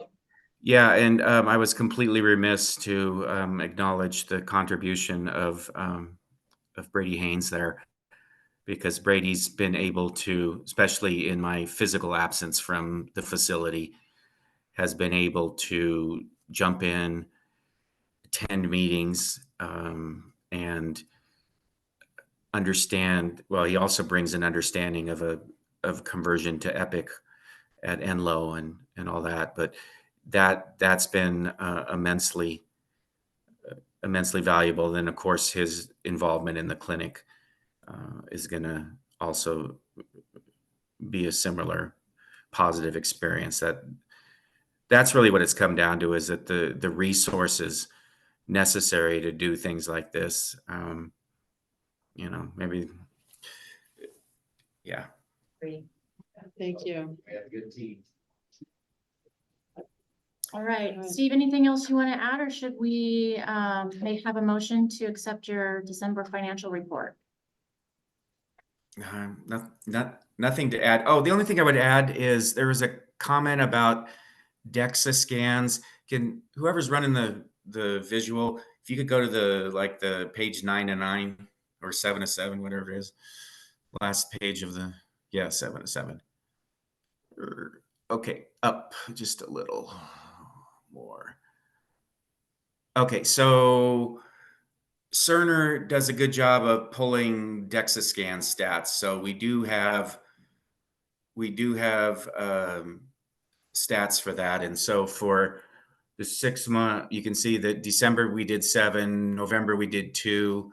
And then year to date, 6 months, we've done 23, so about 4 months. Great, thank you. Mhm. That's it. Any other questions for Steve? Rich, do you have anything? No, Okay, then I will accept a motion to accept the December 2023 financial report. I motion to accept. Thank you, Shelley. Do I have a second? A second. Thank you, Ken. All in favor, Rich? I, Ken? Aye. Shelley? Aye. Sherry? Aye. And I'll vote aye. Thank you, Steve. I think you covered at a high level the R1 report. Was there anything you wanted to add on that? The only thing is that I don't know what month is it? February. January. Okay, so Oh. yeah, so at the March meeting, we'll present February. R1's starting to do what's called an executive summary, and basically the dashboard, the KPI report you have there, that's pretty much a regurgitation of a lot of data. One thing though, if you go to the back to the beginning, it's right after the title slide. So what we did is key initiatives. We've kind of had them change this so that they talk about the things we're working on. Initially, this was just to build the system and resolve the build issues, and now then we started to do clean claims, and now we're hitting DNFB reduction, and now we're adding denial reduction, reviewing solution issues or workflow gaps.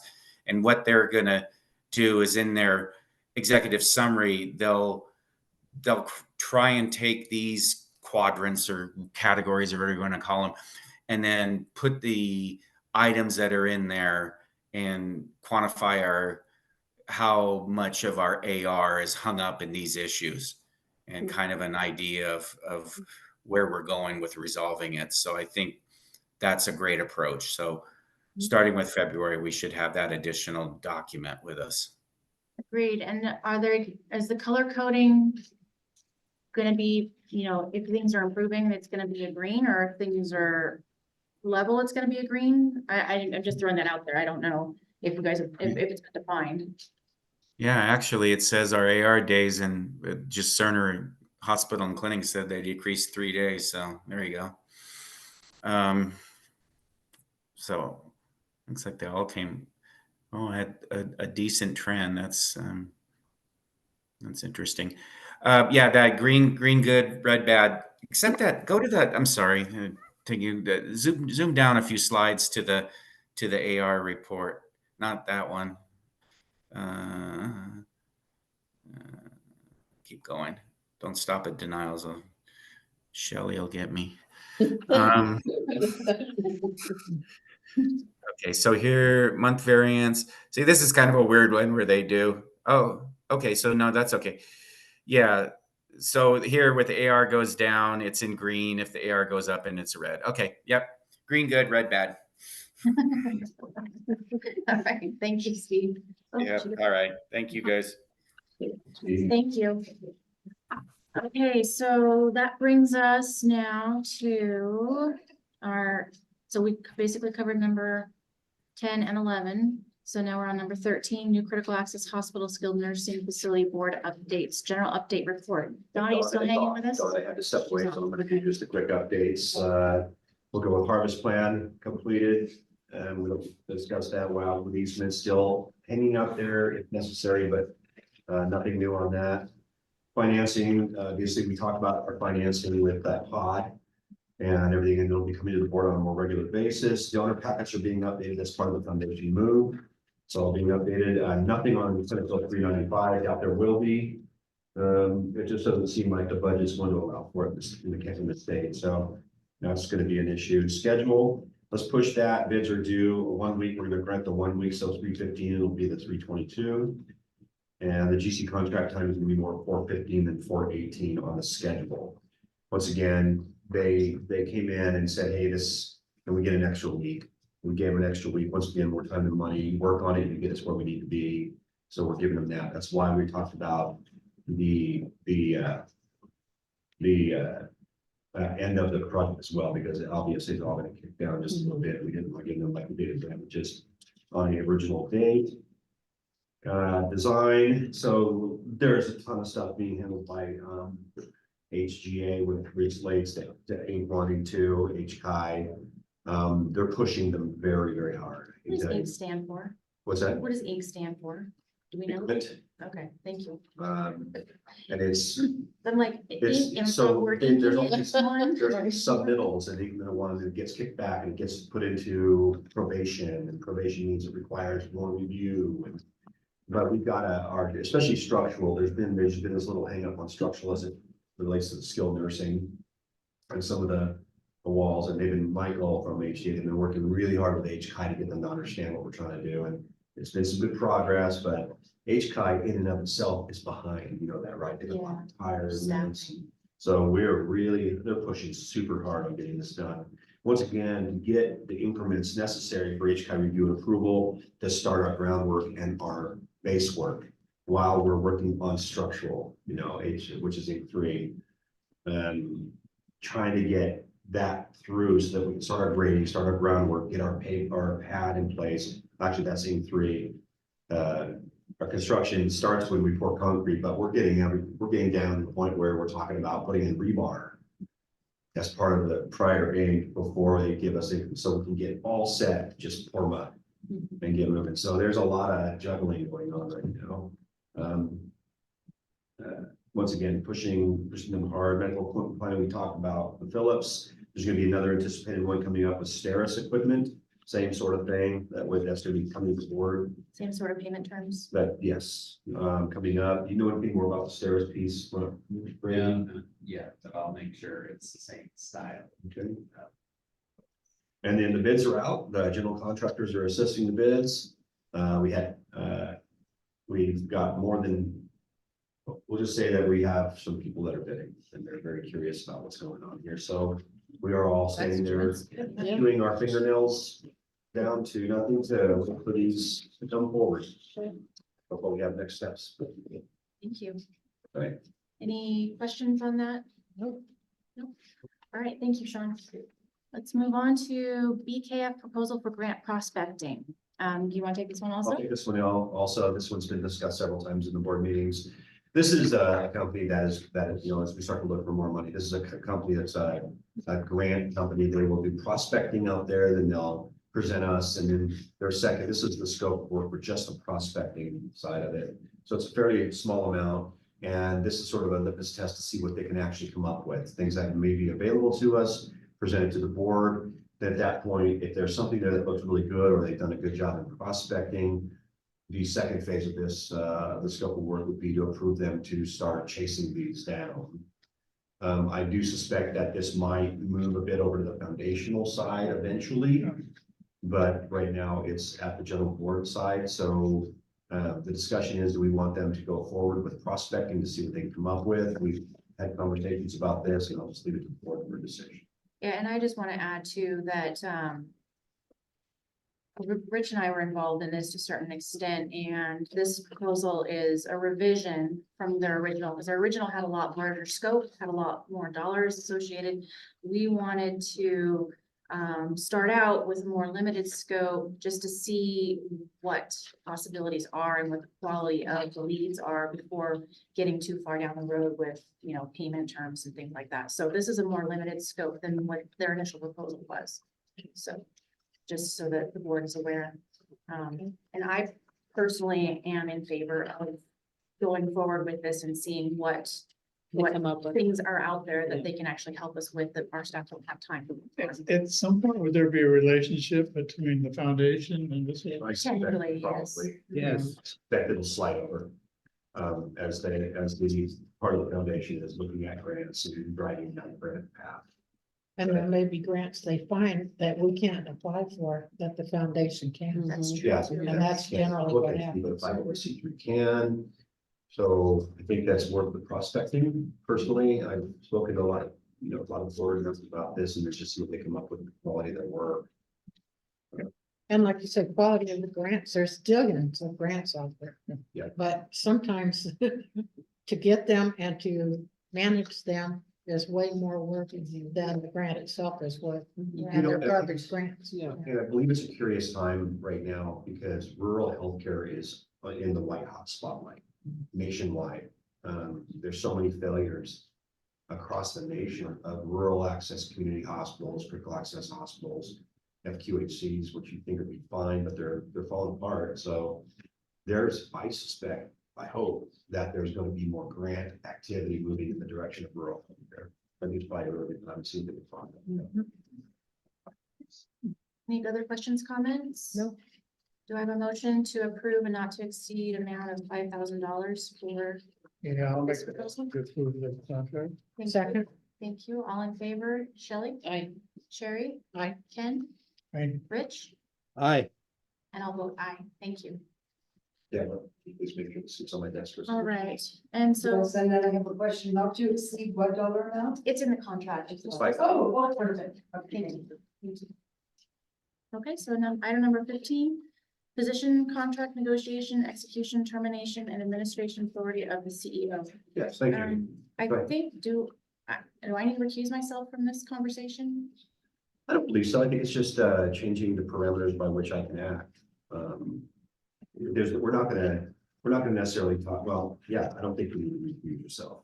I mean, it's up to you, but this is, if I can, this is the Seneca Healthcare's policy on contract negotiation, execution, termination, administration authority of myself. We put a lot, when we were reviewing this, it's just a lot of structure that relates to the fees, the RVUs, and what we can pay out to positions. But I have been having conversations with Brady quite a lot about our recruitment strategy. And this locks me into very specifics as it relates to what we can pay. And I think that what I want the board to understand is that we need more flexibility along some guidelines. So what we'd like to do and what we're activating right now is we're getting the MGMA data, which is really just a good baseline data for understanding down to the geographical area, specific specialties, what the 50 percentile or 75 percentile range is nationwide in a comparison group that these physicians are able to get out there. So rather than defining this down to the so-and-so per hour, so-and-so per RVU, what I'd like the board to grant me is to rewrite this and bring it back to say that we have the ability to work off of MGMA data and provide us some flexibility in our recruitment. Greg, do you want to add anything to this? We've been talking a lot. Can I interrupt for just a quick Sure. second?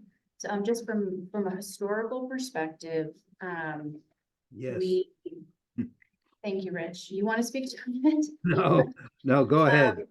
In the past, there was an issue, maybe several times, I don't know, but where pay was not equivalent. Yeah. And that's where this came out. And that's why the board put this in as being an actual thing, authority of the CEO. And that disparity, once it became known, became an issue. And we don't want that kind of a disparity. So I don't know how you might want to address that here. And maybe it's not having the specific amounts. Maybe it's just, family physicians are all paid. We have the same contract, same pay. That was the issue and why this is like this. Yeah, for sure. And usually, so in the survey tools, there are several of them out there. And they actually, once you are a member of it, you actually participate in there. And they collect all the data, but it's based by specialty. So when you're recruiting or you're laying out contracts, guys, or, all of them, they do it based on specialty. So if you're primary care, you use this survey tool, but that survey tool, the board can grant if it's a percentile, like fair market, because fair market value, which we will get sweet on our physician contracts, and they have to be fair market value. Fair market value is defined by a 50 percentile of that. So when the recruits are going out and looking at how much am I going to get paid, they're pulling this data and then they're coming to the table. And then also the physicians that are here, when we're in contract negotiations, it is, what's fair market value. So it's a third party that, and this is how most of them are set up, a third party that's a little, it's not the CEO saying you're worth X. It's it's a data set to start the The negotiations. MGM data. Yeah. Or there's others, but Yeah. it's not us. It's, Yeah. it is a blanket of everything Yeah. going on out there. And so when you're competing for these limited providers, that's where you get this data and see. Now, sometimes when you're looking for certain specialties and it's hard to recruit, that what would be in this policy, because the board has to know about everything, right? When it comes to this, in this space. Yeah. So if the board decides to give the parameter of fair market value 50th percentile of Western, you know, because we're on the west, then what would occur is if we're having trouble recruiting a certain specialty type thing, then the CEO would have to come back to the board and say, hey, it's been 2 years, I haven't been able to get this. We're now recommending to go up to, because the market has changed, to 60th percentile. So that when you're recruiting, you have, because everybody's laying down their contracts for those recruits, so you have to have it be able to hit. And the sequence of the board approving that sometimes is off. Yeah, in the sequence of the doc. So it still gives the parameters that the board instills on the CEO, but it gives a little more wiggle. So when you're recruiting, you can actually, you know, move pretty quickly, because sometimes it goes quickly, you know, when you're out of it. Now, when you say market, West Market, San Francisco, it costs way more to live there and it's huge. Yeah, so you can spin it down. So how the survey tools are done, you can pick, I mean, it's pretty phenomenal. And once we're up and running, we can show the detail of it. But you can spin it down to West Coast. Like, you got to think about where you're recruiting, because it's not, in one sense, it's not where you're located. You may be recruiting Colorado. Yeah, so you're spinning it down West Coast, and on the West Coast, which you could be competing with Sacramento, you know, for some of these providers. And that's how the survey tool. Now, if you want to narrow it down smaller, you can get granular on it, but it's really not where we're at. It's what the recruiting pool is looking at the facilities at. And that's why when the OIG sweeps physician contracts, they look at what is called fair market value. So, and they're all set off of 50th percentile. But if you have one ER doctor or one clinic doctor, and we need 5, you may have to pay that doctor a little bit more to keep that doctor here or to recruit into, because of when you look at your market, you're down so many, and now it may cost you more to recruit, you know, because everybody else is recruiting. I agree within a certain amount, but I mean, we're recruiting people here for the lifestyle too. You know, it's not just about the money. Yeah, but it's that in yeah, consideration. it's a balance. It's a balance, but that's where in this document, if you put the fair market value, you put the framework still around the CEO, but you give, here's your range. you And know? that's where it makes me nervous, saying there's a range, because Well, we don't want a disparity. No, not a range per specialty, a range per like 50th percentile. Okay. Right, so if it's West Coast 50th percentile, but if you hire in a primary care for the clinic, every primary care doctor is the same contract.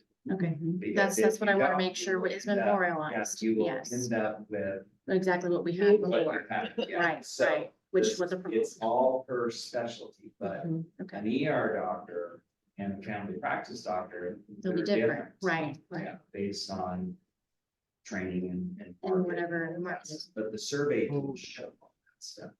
Now, there's a production side of that too, just like you have your 4,200 in here. Because how this is set, you don't know if this is current data either. No, So this is based on old, yeah, so when that way you say 50th percentile, that 4,200 could change too, based on what the current 50th percentile is.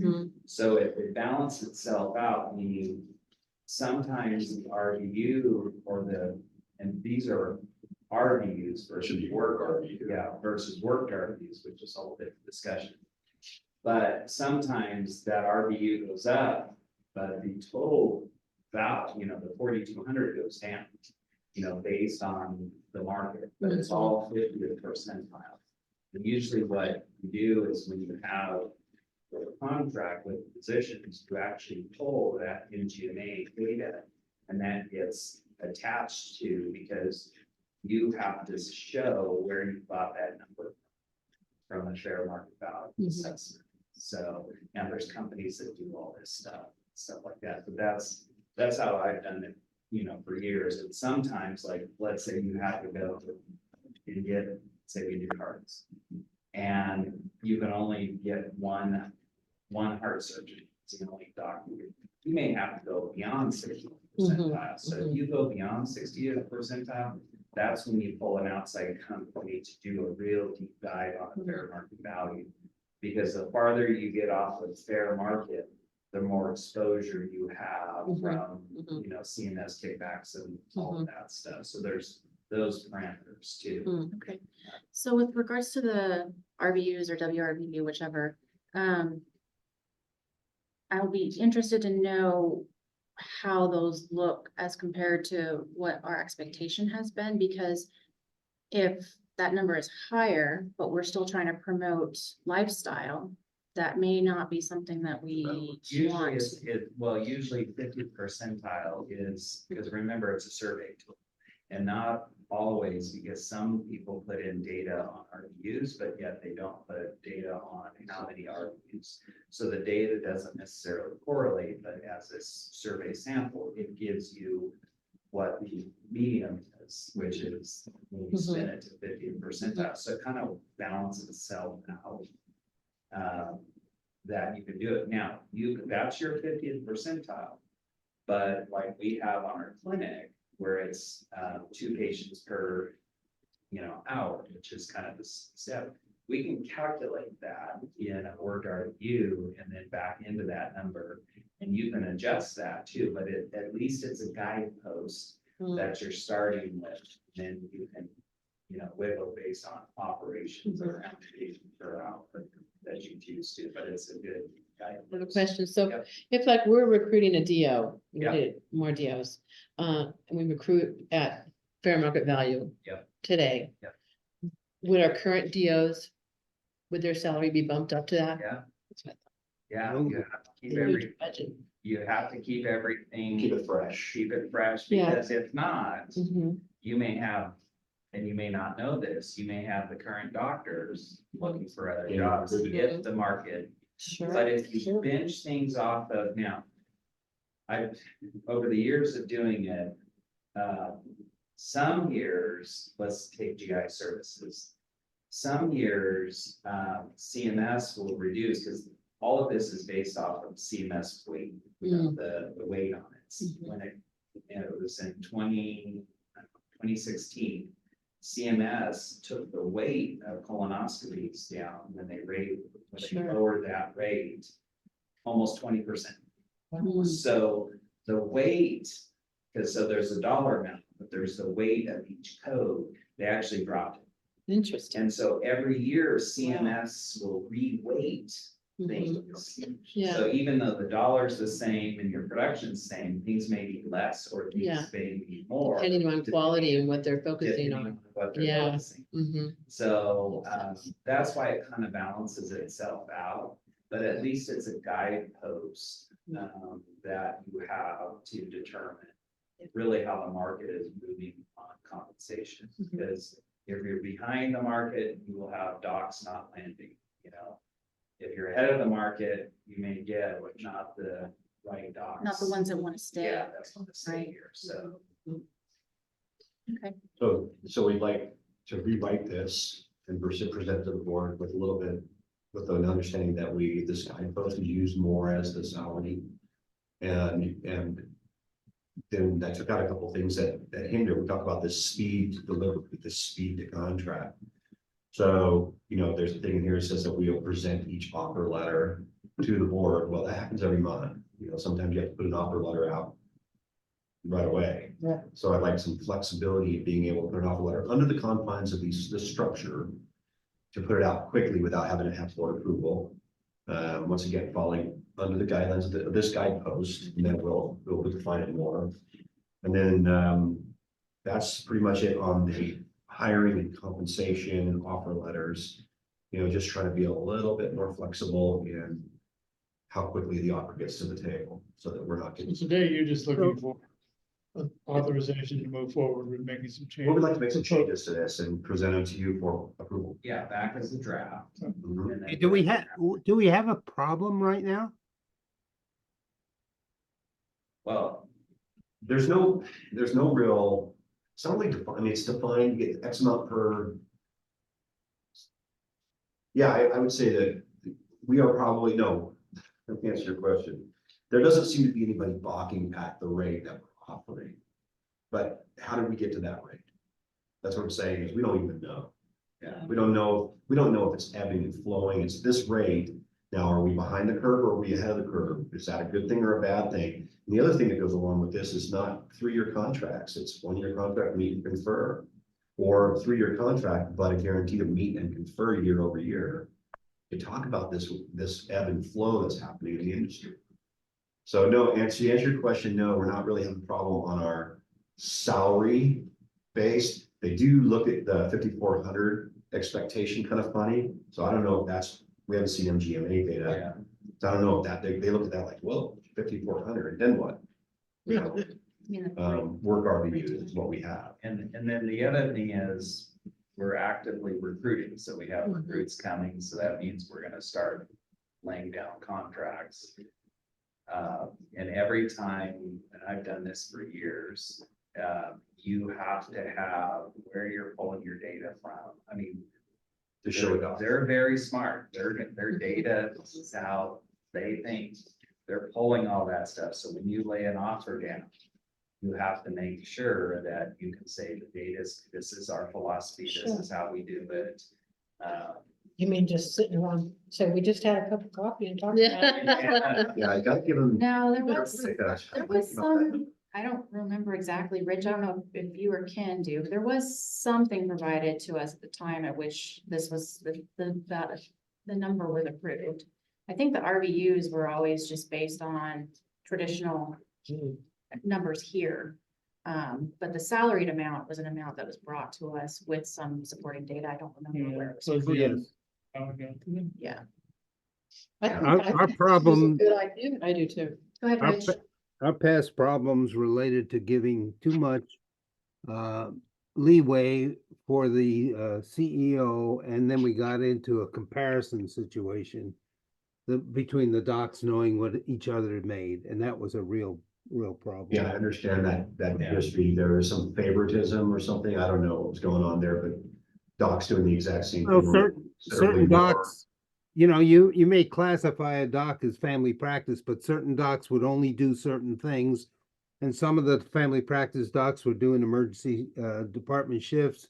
And I understand how these kinds of models work in large institutions, but we're not a large institution, so keep that in mind. You should have some flexibility, but we can't get into the situation we were in the past. That was really a mess. Not saying that that would necessarily happen with our current staffing, but we're trying to look ahead to the future too. For when we're maybe not here, or, Right. so, yeah. So do you need a motion? Because they're gonna be bringing this back to us. There's a discussion. Yeah. I'd like to bring back the whole office. Yeah, Yeah. there's another section. Yeah, the execution termination contract. Which, So- which. page are we- There's the next page over. So it's on the second one that was highlighted, 2019, 2024 proposed changes. And then, so on renewal of contract, the CEO can renew contract positions, use standard conformance to this new structure. I talked with it about compensation levels because we want to rework that. Termination of contracts. With respect to termination with cause, CEO may terminate with cause. The CEO shall inform board members of the expected termination by email prior to termination. in order to inform and seek input from the board members, okay? Once again, it's waiting for a board meeting. You know, there may be, do you agree with that? Or we're gonna reword this, but there's gotta be board awareness. But not, I get to fire and then tell you, Yeah, you know, there needs to be awareness, so there's input. I so, think that's the fair way to do it. You want to be careful not to create an email that has information in it that could be discoverable. correct, yeah. So Yeah, I mean, I know you guys are both sensitive Oh, to yeah. Yeah, Well, what you and- say in and- emails. Well, and also the board has to be impartial, you Right. know, Right. in the sense. So, but in this section here, where the CO may terminate the contract with cause, the CO shall inform the termination. Okay, well, if you're gonna do with cause, the board should know ahead of time that. Months ahead. Yeah, What the that's, cause that's, well, before it's actually done, because.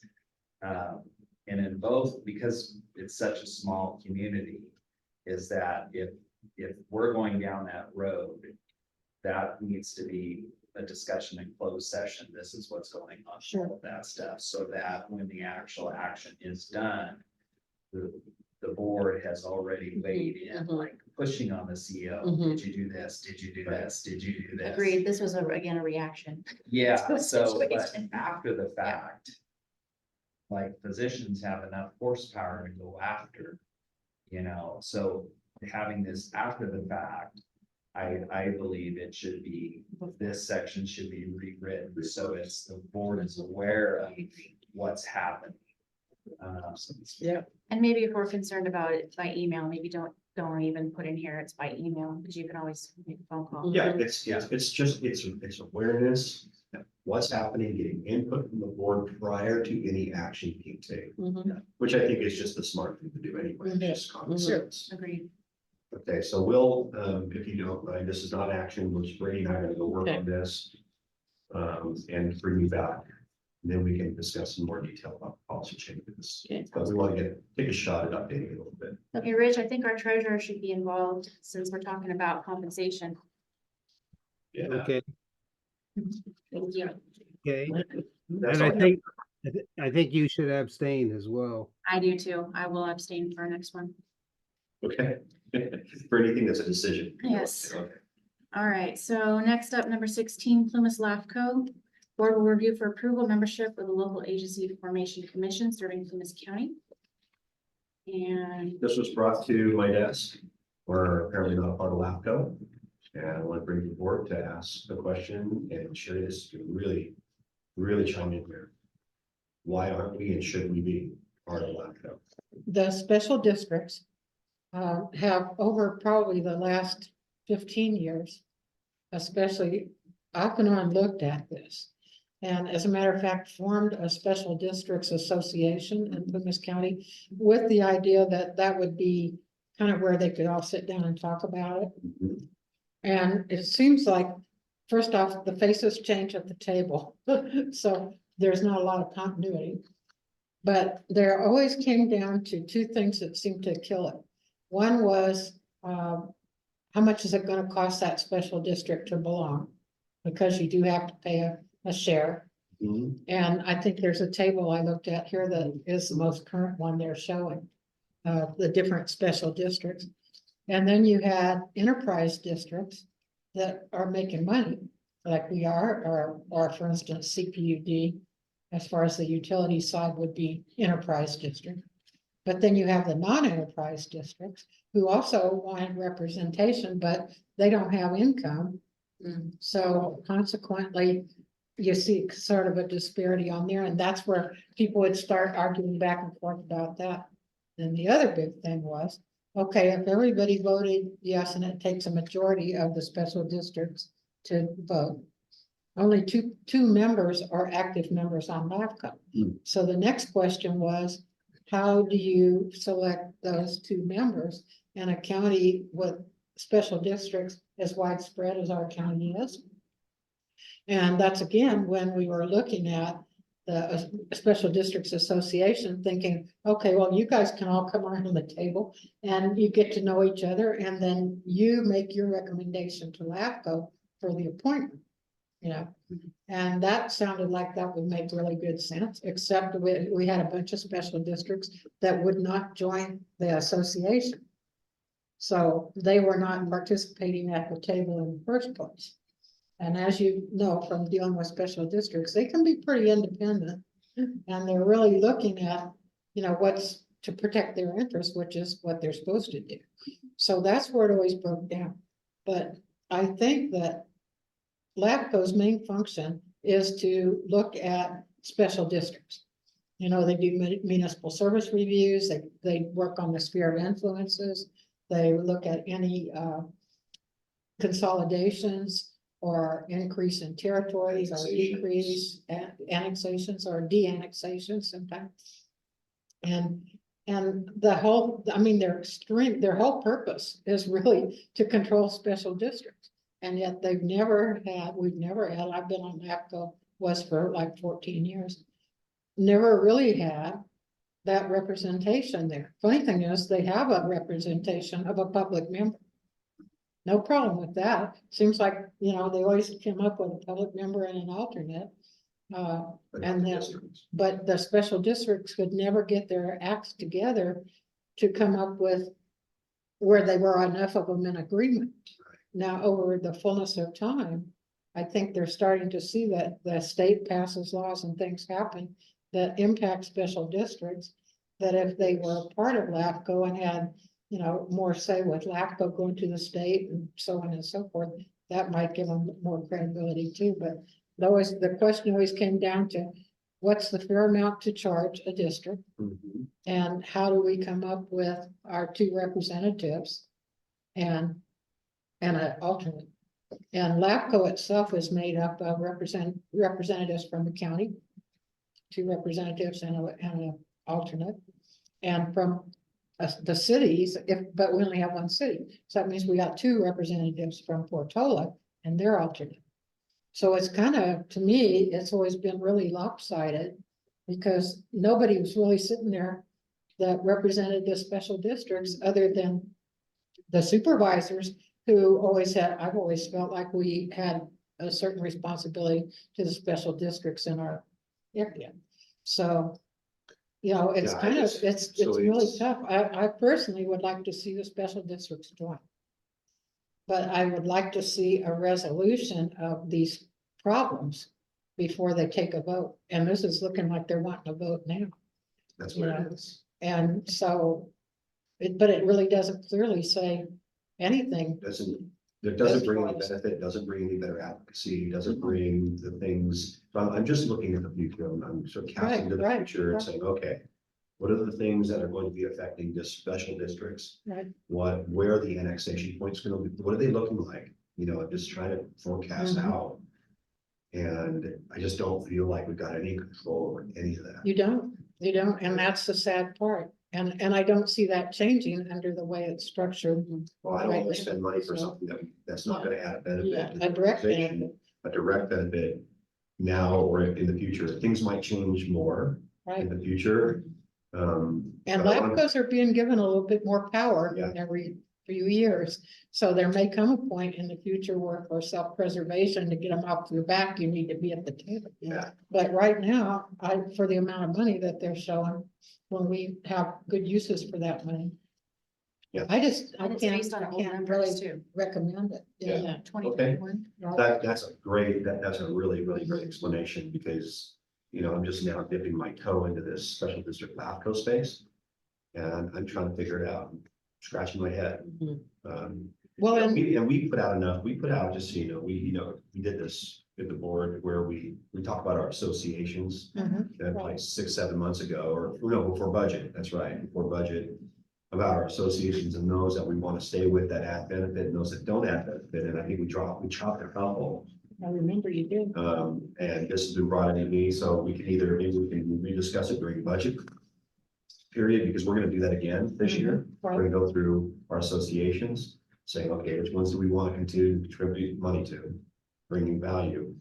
I want to bring this forward to get, because I knew you'd have some information. But And you know, the thing is that it's like if you look at, well, you can look at our municipal services review.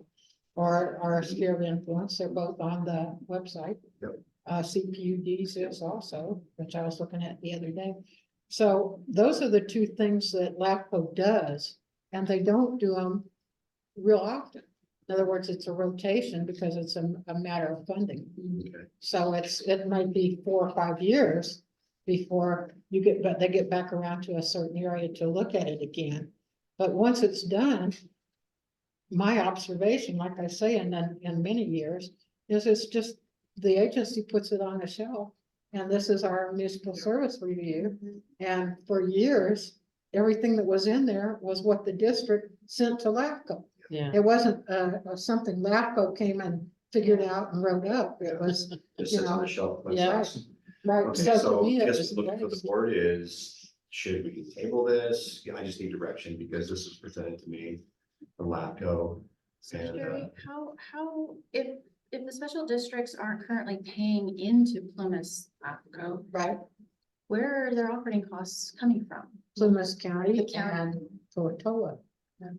And Portola, matter of fact, many times when their city council runs for office, the big thing they're saying is, we need to force everybody to join LAFCO because blah, blah, blah, it's costing us money, and, you know, we don't like the fact that they're not at the table, and yeah. I And just find this one interesting. city, you'd see normally in a county, you'd have 6 or 8 or 10 cities Yeah. Yeah. putting their money in the pot. right, So Portola is always mad because they're the only one doing the city, but it's literally out of the county's budget and the city's budget.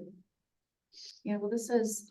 And the I mean, we commissioners, still haven't received our county money, Hiring special districts. and the commissioners are right, Steve? compensated. I just don't see how it would benefit us. There's That's really- correct. Yeah, we haven't received the county's money to us, although we've asked for it twice, so why should we supplement Yeah. LAFCO? Well, and I I'm just need to thinking- understand it better. I'm thinking that if we, you know, if we're gonna pay that kind of money, we'd probably want to be sitting at At the that table. table. Yeah. Exactly. And I think probably so would Eastern Plymouth District. Plymouth and Mhm. Plymouth District and some of the larger fire conglomerates and the utility districts and the water districts and, Portola Fire. yeah. So, yeah. So it sounds like we are in agreement to table this item Yeah. then. Sure, you started that conversation off with what your concerns are. I wonder how we Express those. express those concerns, how we bring that out. Well, And maybe it's not incumbent upon us to do as an entity, but as to get those out in the conversation in the community. I'm trying to think, Jennifer is the paid person right now. And the last time that we went through this iteration to try to see if we could put this together, she was not. There, it was, John was, Yeah. and John basically wouldn't, run everybody involved. yeah, I think that'd be a good way to put it. So it may be that if she had convened, rather than sending you a letter, if she had convened the meetings like we had in the past, with her being the convener, where people could come to the table and really get answers from LAFCO, from the horse's mouth, and talk to each other about how it would work and stuff. I think that's what I would. Maybe I'd make that recommendation. Yeah, I'd Jennifer, to recommend say, you go Jennifer, back why to- don't you have a forum to explain value Mhm. of LAFCO to all of these special districts, and then maybe then reissue a letter. Right, So so we can talk to our boards and we can, yeah, because I know we That makes had more sense to me. 2 or 3 meetings at the library over there across the street from the courthouse. I think And that, they were- I think I'll have a conversation with Jennifer. I know her pretty well.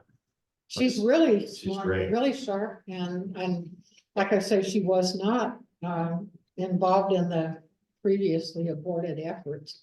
And it's something that we talk about all the time at LAFCO meetings, trying to get, what do we have to do to get the districts at the table? Well, I think as far as our board and for budgeting purposes too, it's kind of tough when here's the total amount that we need from the special districts. Right now, there's 2 pitching in, which means if there was 3, then our amount would then be over the 5,500 that's in our little chart. So I think that's another challenge too, is Trying to look at trying to, how is it fair? right. And then again, like I said, the enterprise versus non-enterprise districts, Yeah. that's because they're interesting. still districts and they still receive services. So how do you make that fair? So, yeah, Right. that would be good. Good information. Really good. Thank you. Okay. I think anything else over there? Yeah. All right, so I think we're good on that item then. And we already did number 17, the apartment use. So next regular board meeting agenda topics, updated cash flow analysis, new hospital build, citizens bond oversight committee. Depending on timing, that may come the following meeting when we do the bid awards. That's kind of the timing for that should be. Finance investment policy. I just keeping track of this, Steve, so that we don't lose it. And then I was going to add on here board committee reports as just standing items. You know, the committees may or may not have anything to report, but I want to kept making sure we're tracking those. So I just put all of our committees on there. Any other items? I just like to follow up on this LAFCO conversation. See what response. Yeah. That, Sean gets from Jennifer. Okay. Any other items, board members, staff? Rich, do you have anything? No, nothing. Okay, then our next regular board meeting will be March 28th, 3 p.m. here in the conference room. Meeting adjourns. Thank you all. Yes. Or not, okay, maybe. Thank you. Not quite part-time.